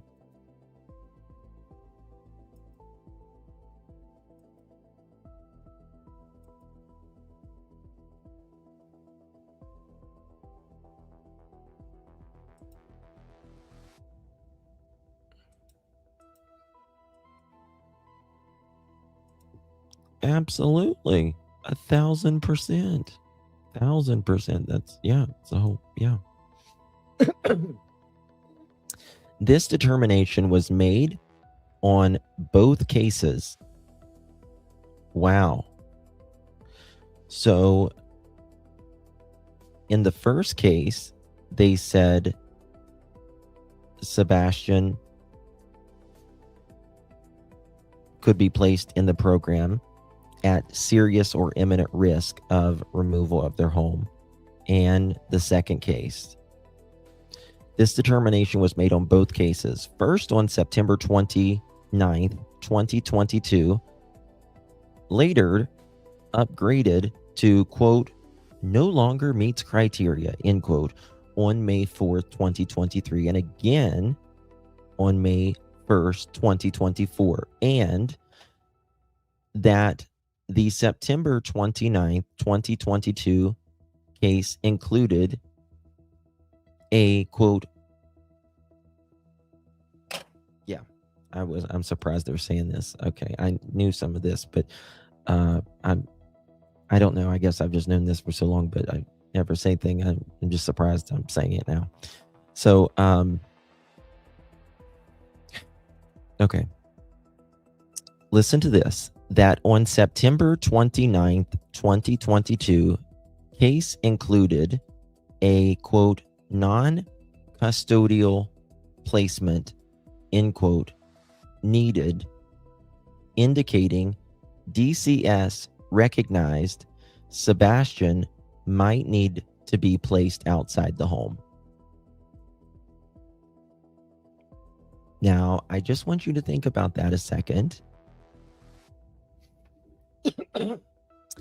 They are saying that Sebastian qualified for foster care with a non-custodial parent, a stranger. And Seth didn't know anything about this. Seth had no idea this was going on. Not from allegedly CP or KP or CPS.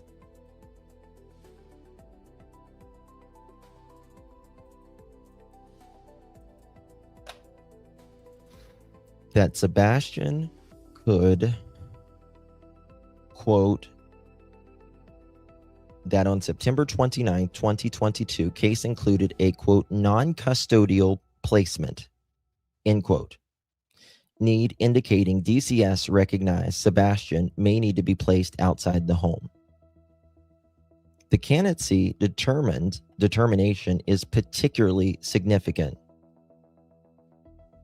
Title 5 E of the Social Security Act provides federal funding to foster care. A child determined to meet IVE candidacy criteria is one whom the state has formally found to be, quote, at serious or imminent risk of removal from their home, end quote.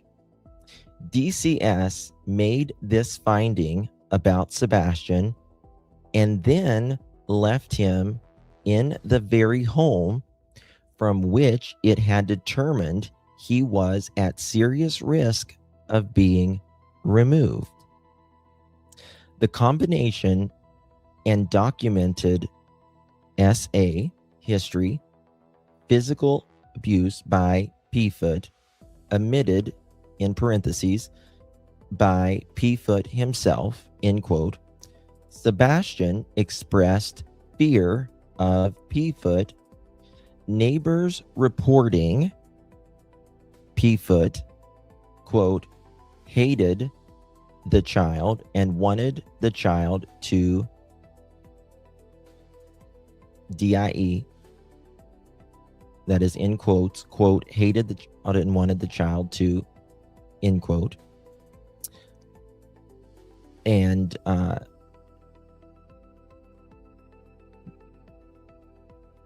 Catherine, this is coming from the filing. So the filing is from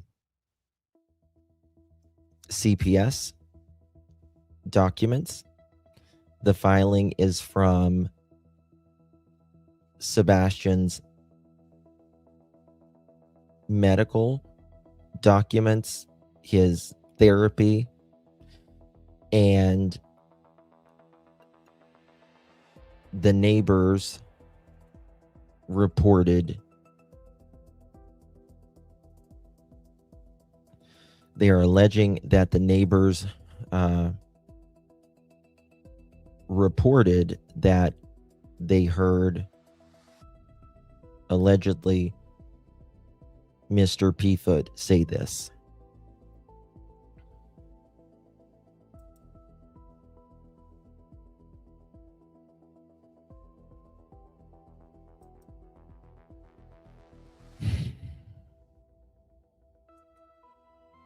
What do you mean, Catherine? Is this what Seth is allegedly? Which neighbors reporting Proudfoot, quote, hated the child and wanted the child to, end quote. The grandmother reporting name calling and degradation by Proudfoot. Law enforcement's reports, I can't say that. I can't say the next thing either. And DCS own formal determination that Sebastian was at imminent risk of removal. That's per the documents. Constituted overwhelming evidence that this child was not safe. DCS ignored all of it.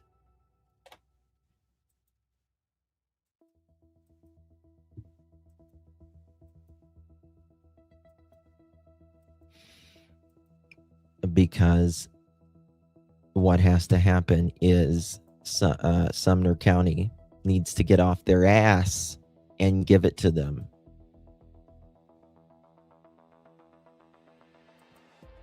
Okay. So it's not, yeah, Seth is saying this, but Seth is not saying the things that are in quotes. right? We have direct quotes of the things Sebastian said. We have direct quotes from what Katie said to CPS. We have direct quotes of what Chris said to CPS. We have direct quotes of what the mandated reporters, teachers, doctors who made the claims that Sebastian told what he told. So the Seth has those CPS documents. And if you remember, whenever Seth and Tony and them, they said, if you've seen the CPS documents, and especially as well what he said to his doctors, which it's now coming out, you couldn't sleep, right? Or something. I can't remember what they said directly. Some of us have, maybe one or two of us have known some of this. So direct quotes from these documents. And now there's going to be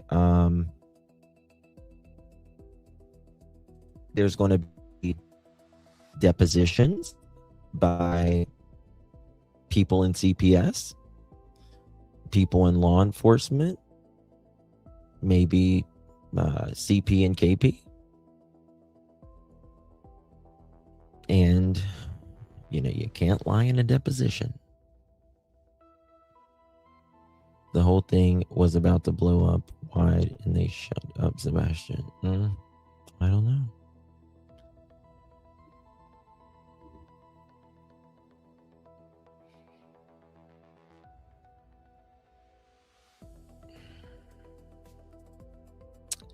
I think there was a lot of things going on in this home. And I think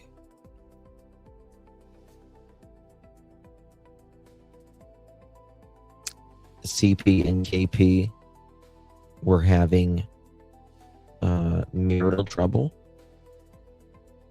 And they were about to split, in my opinion. And because of Sebastian.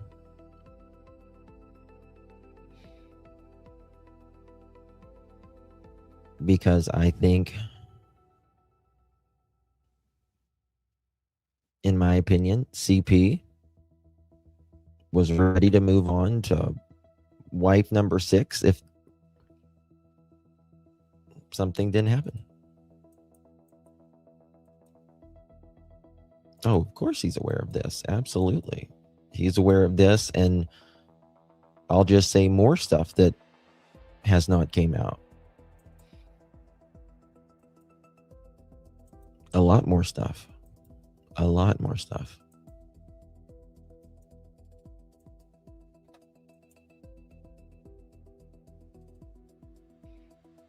They do, but they can get their ass in trouble too. You can lie under oath. People do lie under oath, but you can get your ass in trouble too.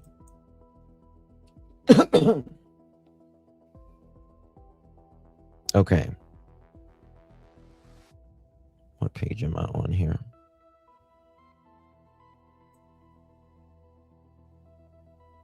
One second. All right, guys. I am going to end it here for tonight. We'll do a part 3 tomorrow. We're going to do a part 3 tomorrow. It is 2:30 and I need to go to bed. Like, I seriously need to go to bed, y'all. I'm still not even like, I was more tired earlier than I am now. It's really, really bad. Holy moly, super trolly. Where you been, girl? Haven't seen you since 1976 and 7 years ago.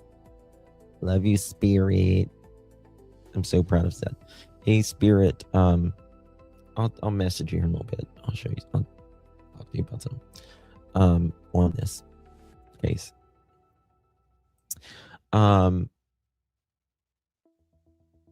Sebastian was absolutely failed.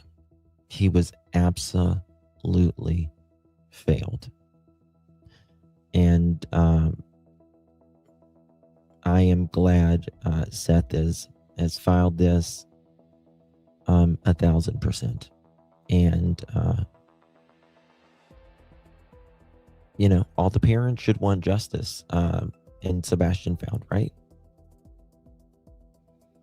Justin, do something to arrange a GoFundMe for Seth. And no.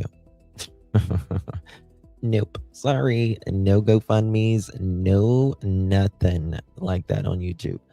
Hell no. I don't do the GoFundMes. I don't mess with any of that. Not on YouTube, baby. Not on YouTube. I learned that when there went my damn thing. I learned that when I first started YouTube. I raised money for a mother. I was called the scammer, everything. The fucking cash went straight to her. I was still called a scammer. No way. That's okay, Deb. You needed some rest, girl. It's, you know, most people are asleep at 2:25 in the morning.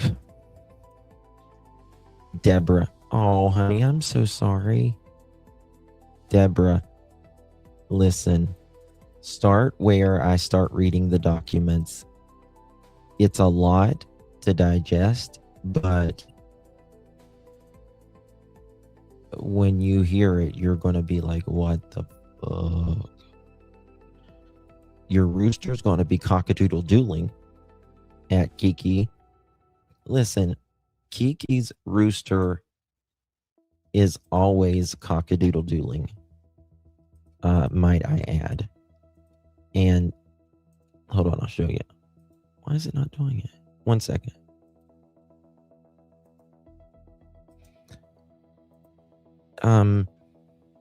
Kiki, do you mind if I show your cockadoodle-doo?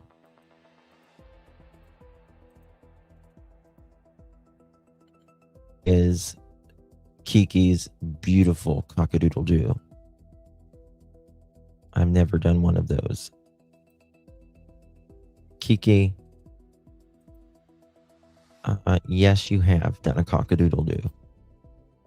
Ma'am. Yes, you have. You got kids. That's a beautiful Rhode Island red. Look at me being so country. I told you I'm a country boy. Isn't that a Rhode Island red? That's a Rhode Island red chicken. Rooster. Okay. I'm a country boy. I was born a coal miner's daughter. I need a wake up call. Remember those? I don't. Thinks he's so big. You know something, Kiki? All the cockadoodle-doos think they're big. All of them do. You know. All right, guys. I have no doubt who is responsible for this. Well, I'm not going to say someone did this and didn't do this. All I say is I have a lot of questions that their story, KK's story, does not make sense. It does not make sense. It never did make sense. The behavior never made sense. What was going on before in that house concerning.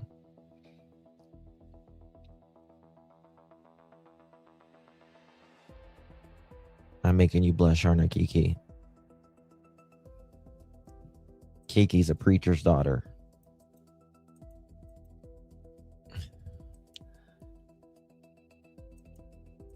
Hey, Summer, good to see you.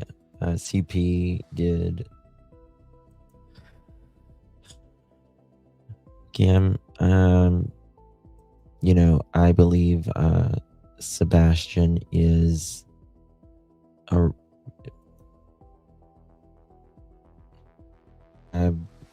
this case. I have literally given so much time, energy to this case, as so many people have, but I have dug on this case, and I found out I broke a lot of information on this case, a lot.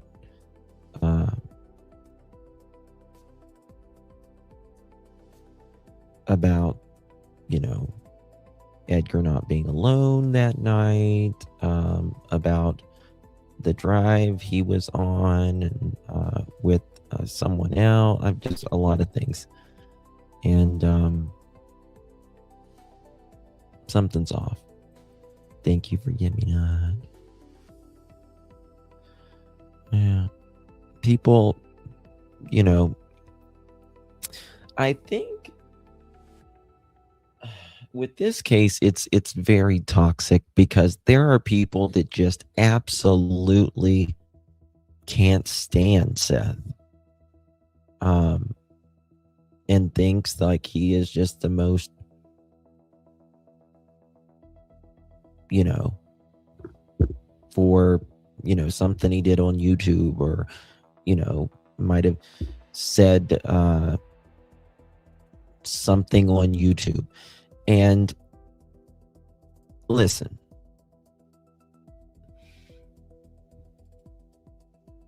I always say, and this goes for Katie and Chris too, we, you know, when we are introduced to them, it's not at their best. It's definitely not at their best.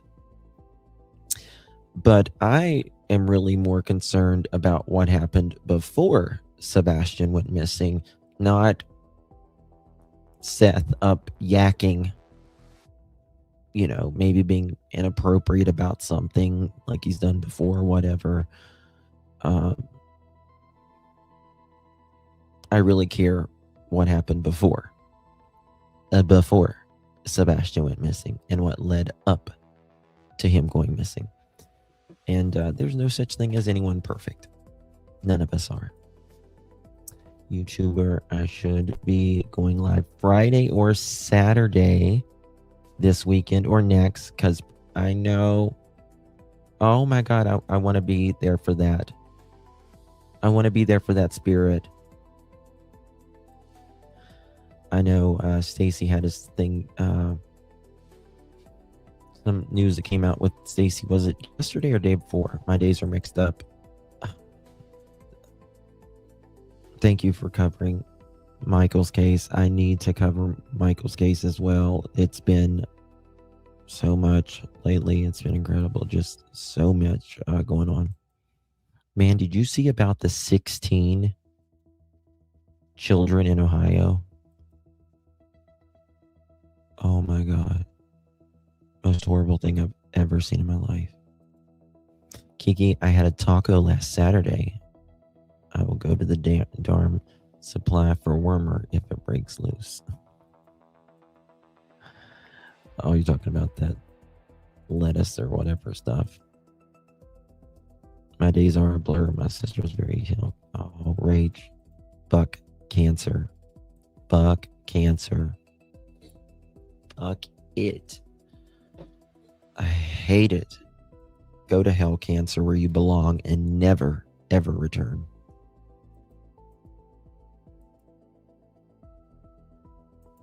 It's bad. Did you see the pictures?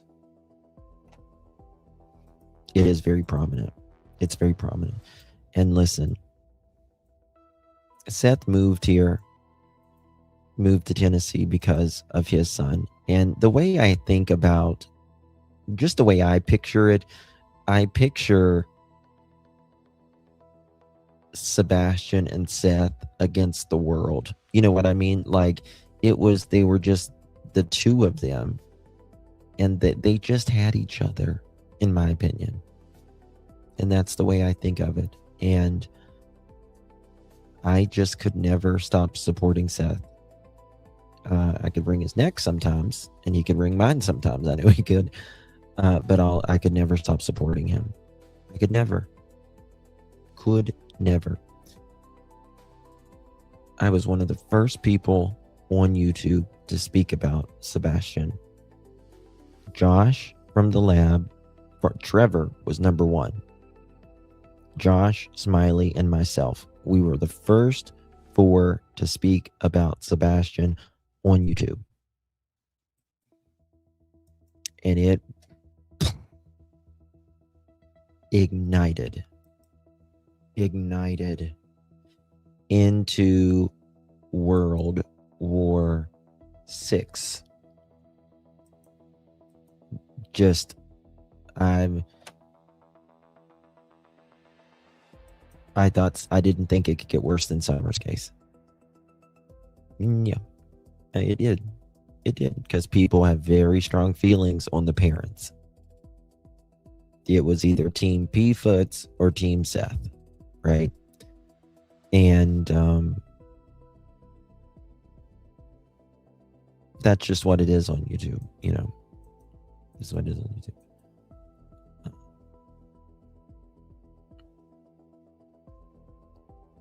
But I'm really trying to let everyone have their opinion on this, even if I wholeheartedly disagree. Let them have their opinion. It's a free country. I was married to a CP and they destroy lives. Girl, stand in line. There's 5 or 6 with Mr. Edgar Amos.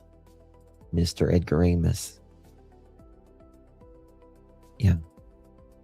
Let's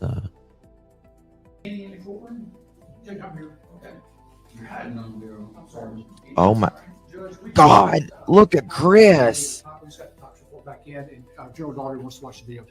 Is that Chris? So gay right there. I sound like a gay Blanche Devereaux there. Oh my God. Look at Chris. Is that Chris? The gay Blanche Devereaux. I could not believe that was Chris, because he changes his looks so much. I sound like a gay Blanche Devereaux there. Oh my God. Look at Chris. Is that Chris? I've always done that. I'll go up real high with my voice. It's a Southern thing. It's really a Southern thing. We'll go real high. Like, you know. So, people's like, that's not Chris in chat. We were playing that. That's not Chris in chat. And I'm like, listen, he's mullet maxing right now, as Queen would say. He's mullet maxing. Yeah. That was Christopher.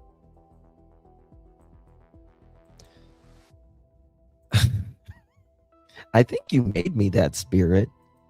You was the one that told me about that, actually. You was the one that told me about that.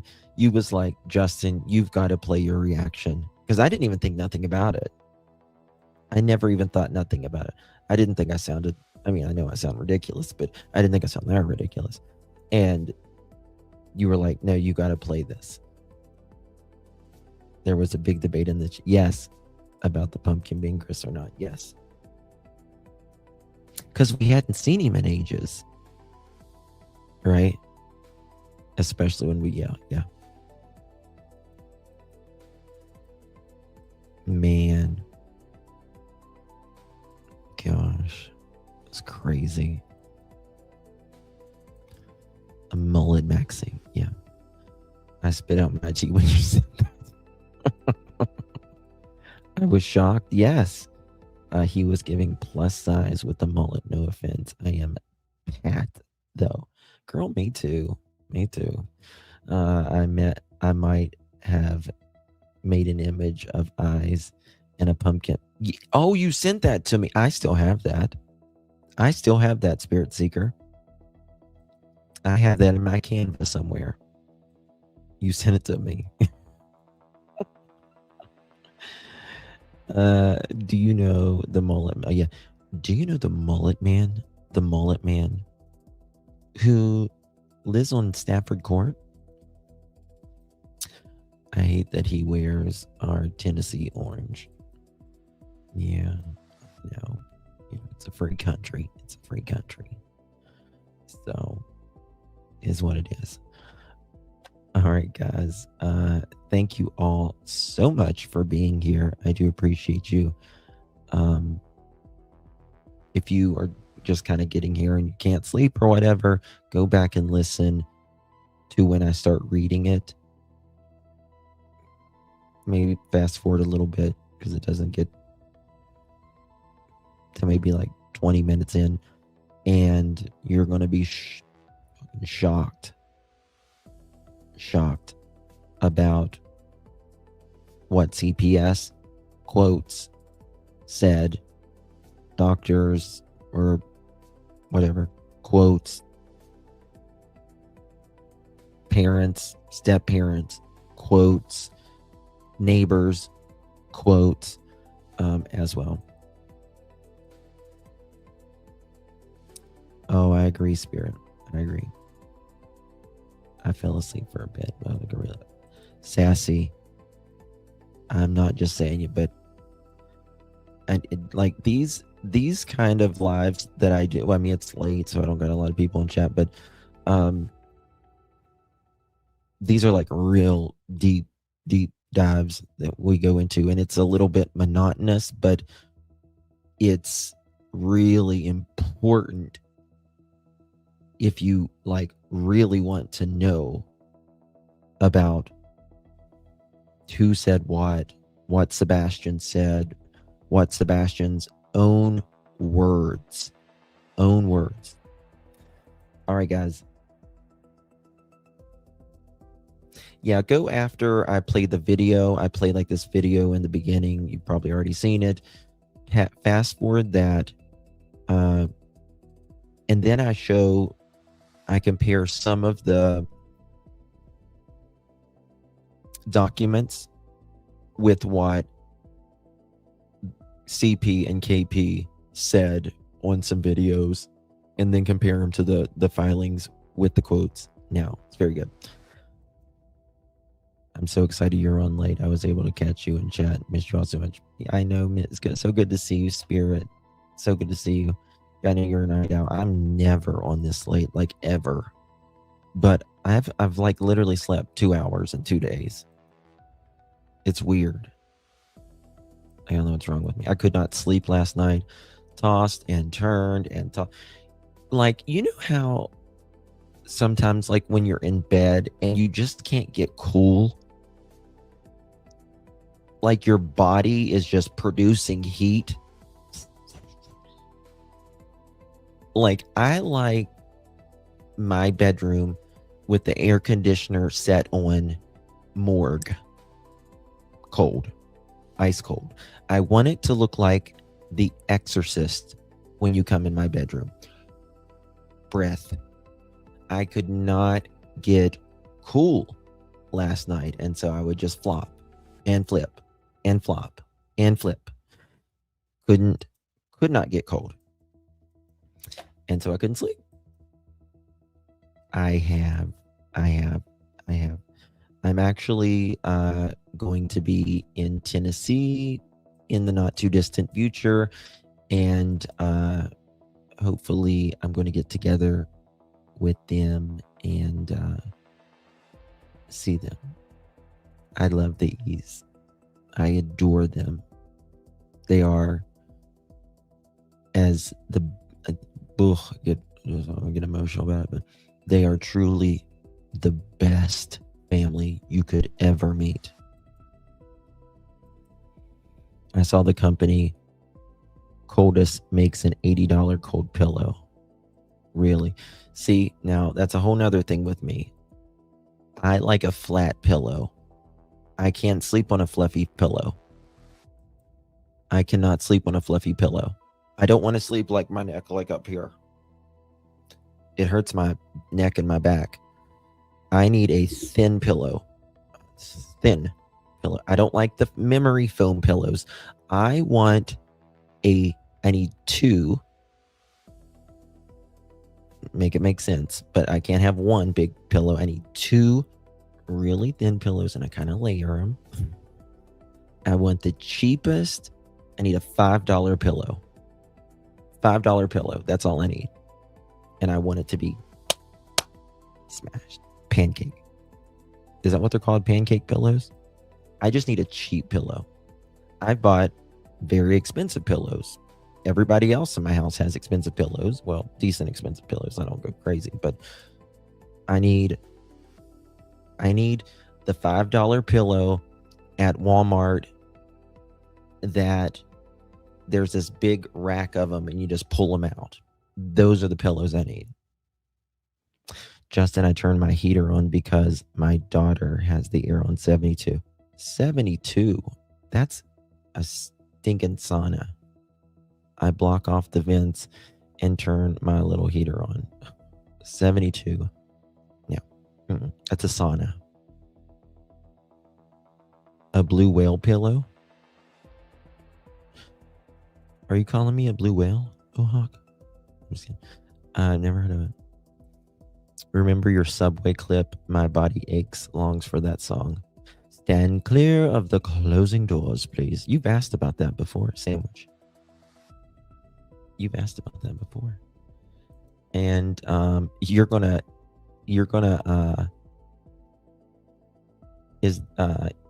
laugh your ass off, but I think I have it pulled up on my Canva right now.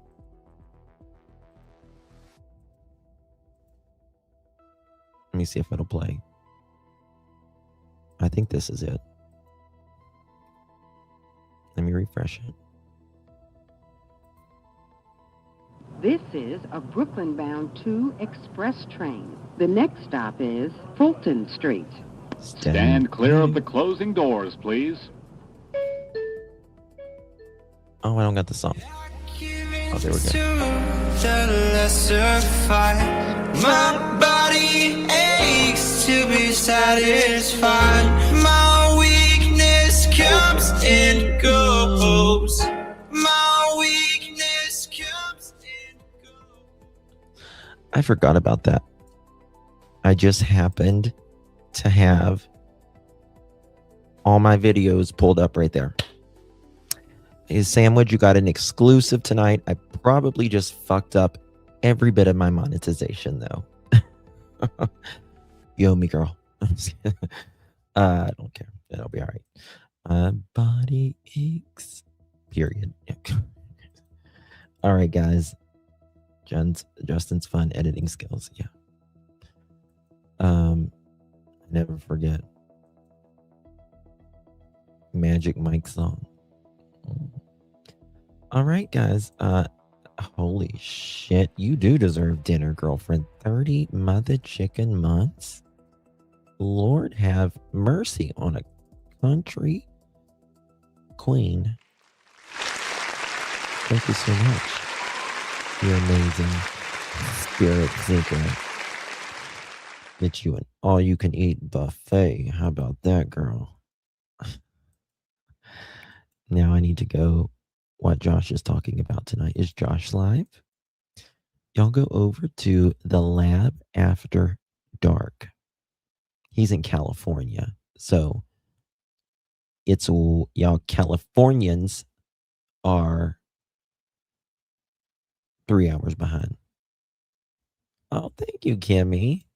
Thank you so much, honey. I appreciate you very, very much. It's very sweet. Thank you so much, honey. Very kind of you. Really appreciate you. Very, very much. Thank you for that support and thank you for that very kind compliment. I'm getting old. I'm getting old. We're all getting old. It just is what it is. I'm trying to embrace it. I'm really trying. Oh no, I'm 167. 67. What did YouTuber say? I will always love you. Yes, buffet, please. All right, guys. I've said goodbye like 742 times already. But I'll say it again. Not old, stop that. You know, I just had my birthday. Just had it. And I'm really, really fortunate. We're all really fortunate to whatever age we've made it to, because many are denied that. Many are denied. Sebastian, Summer Wells, Jack and Lily Sullivan, Michael Vaughn. Many are denied that. And that is what I really try to focus on. That's right. That's what I say at the end of every live. You only get so many, not spins, trips around the sun. That's what I say now. You're saying imprinted in my mind. Yep, imprinted in my mind as well. That's why I say it. Because you really only do get so many trips around the sun. I've worked in funeral homes. I have volunteered for hospice. I've seen a lot. And life is very precious. Very, very precious. We all get caught up in the small things too. Sometimes you need reeled back. We all do. Yay, Carol, that's awesome. So much knowledge you have. What Miss Carol say? Thank you, Sassy. I don't know what Carol said. All right, guys, I'm going. Love you all. Appreciate you guys. Get some rest, everyone. Good night. Lord willing, I'll see you guys tomorrow. Take good care of yourselves. Love your family. Love your friends. Love each other. You only get so many trips around the sun. Good night.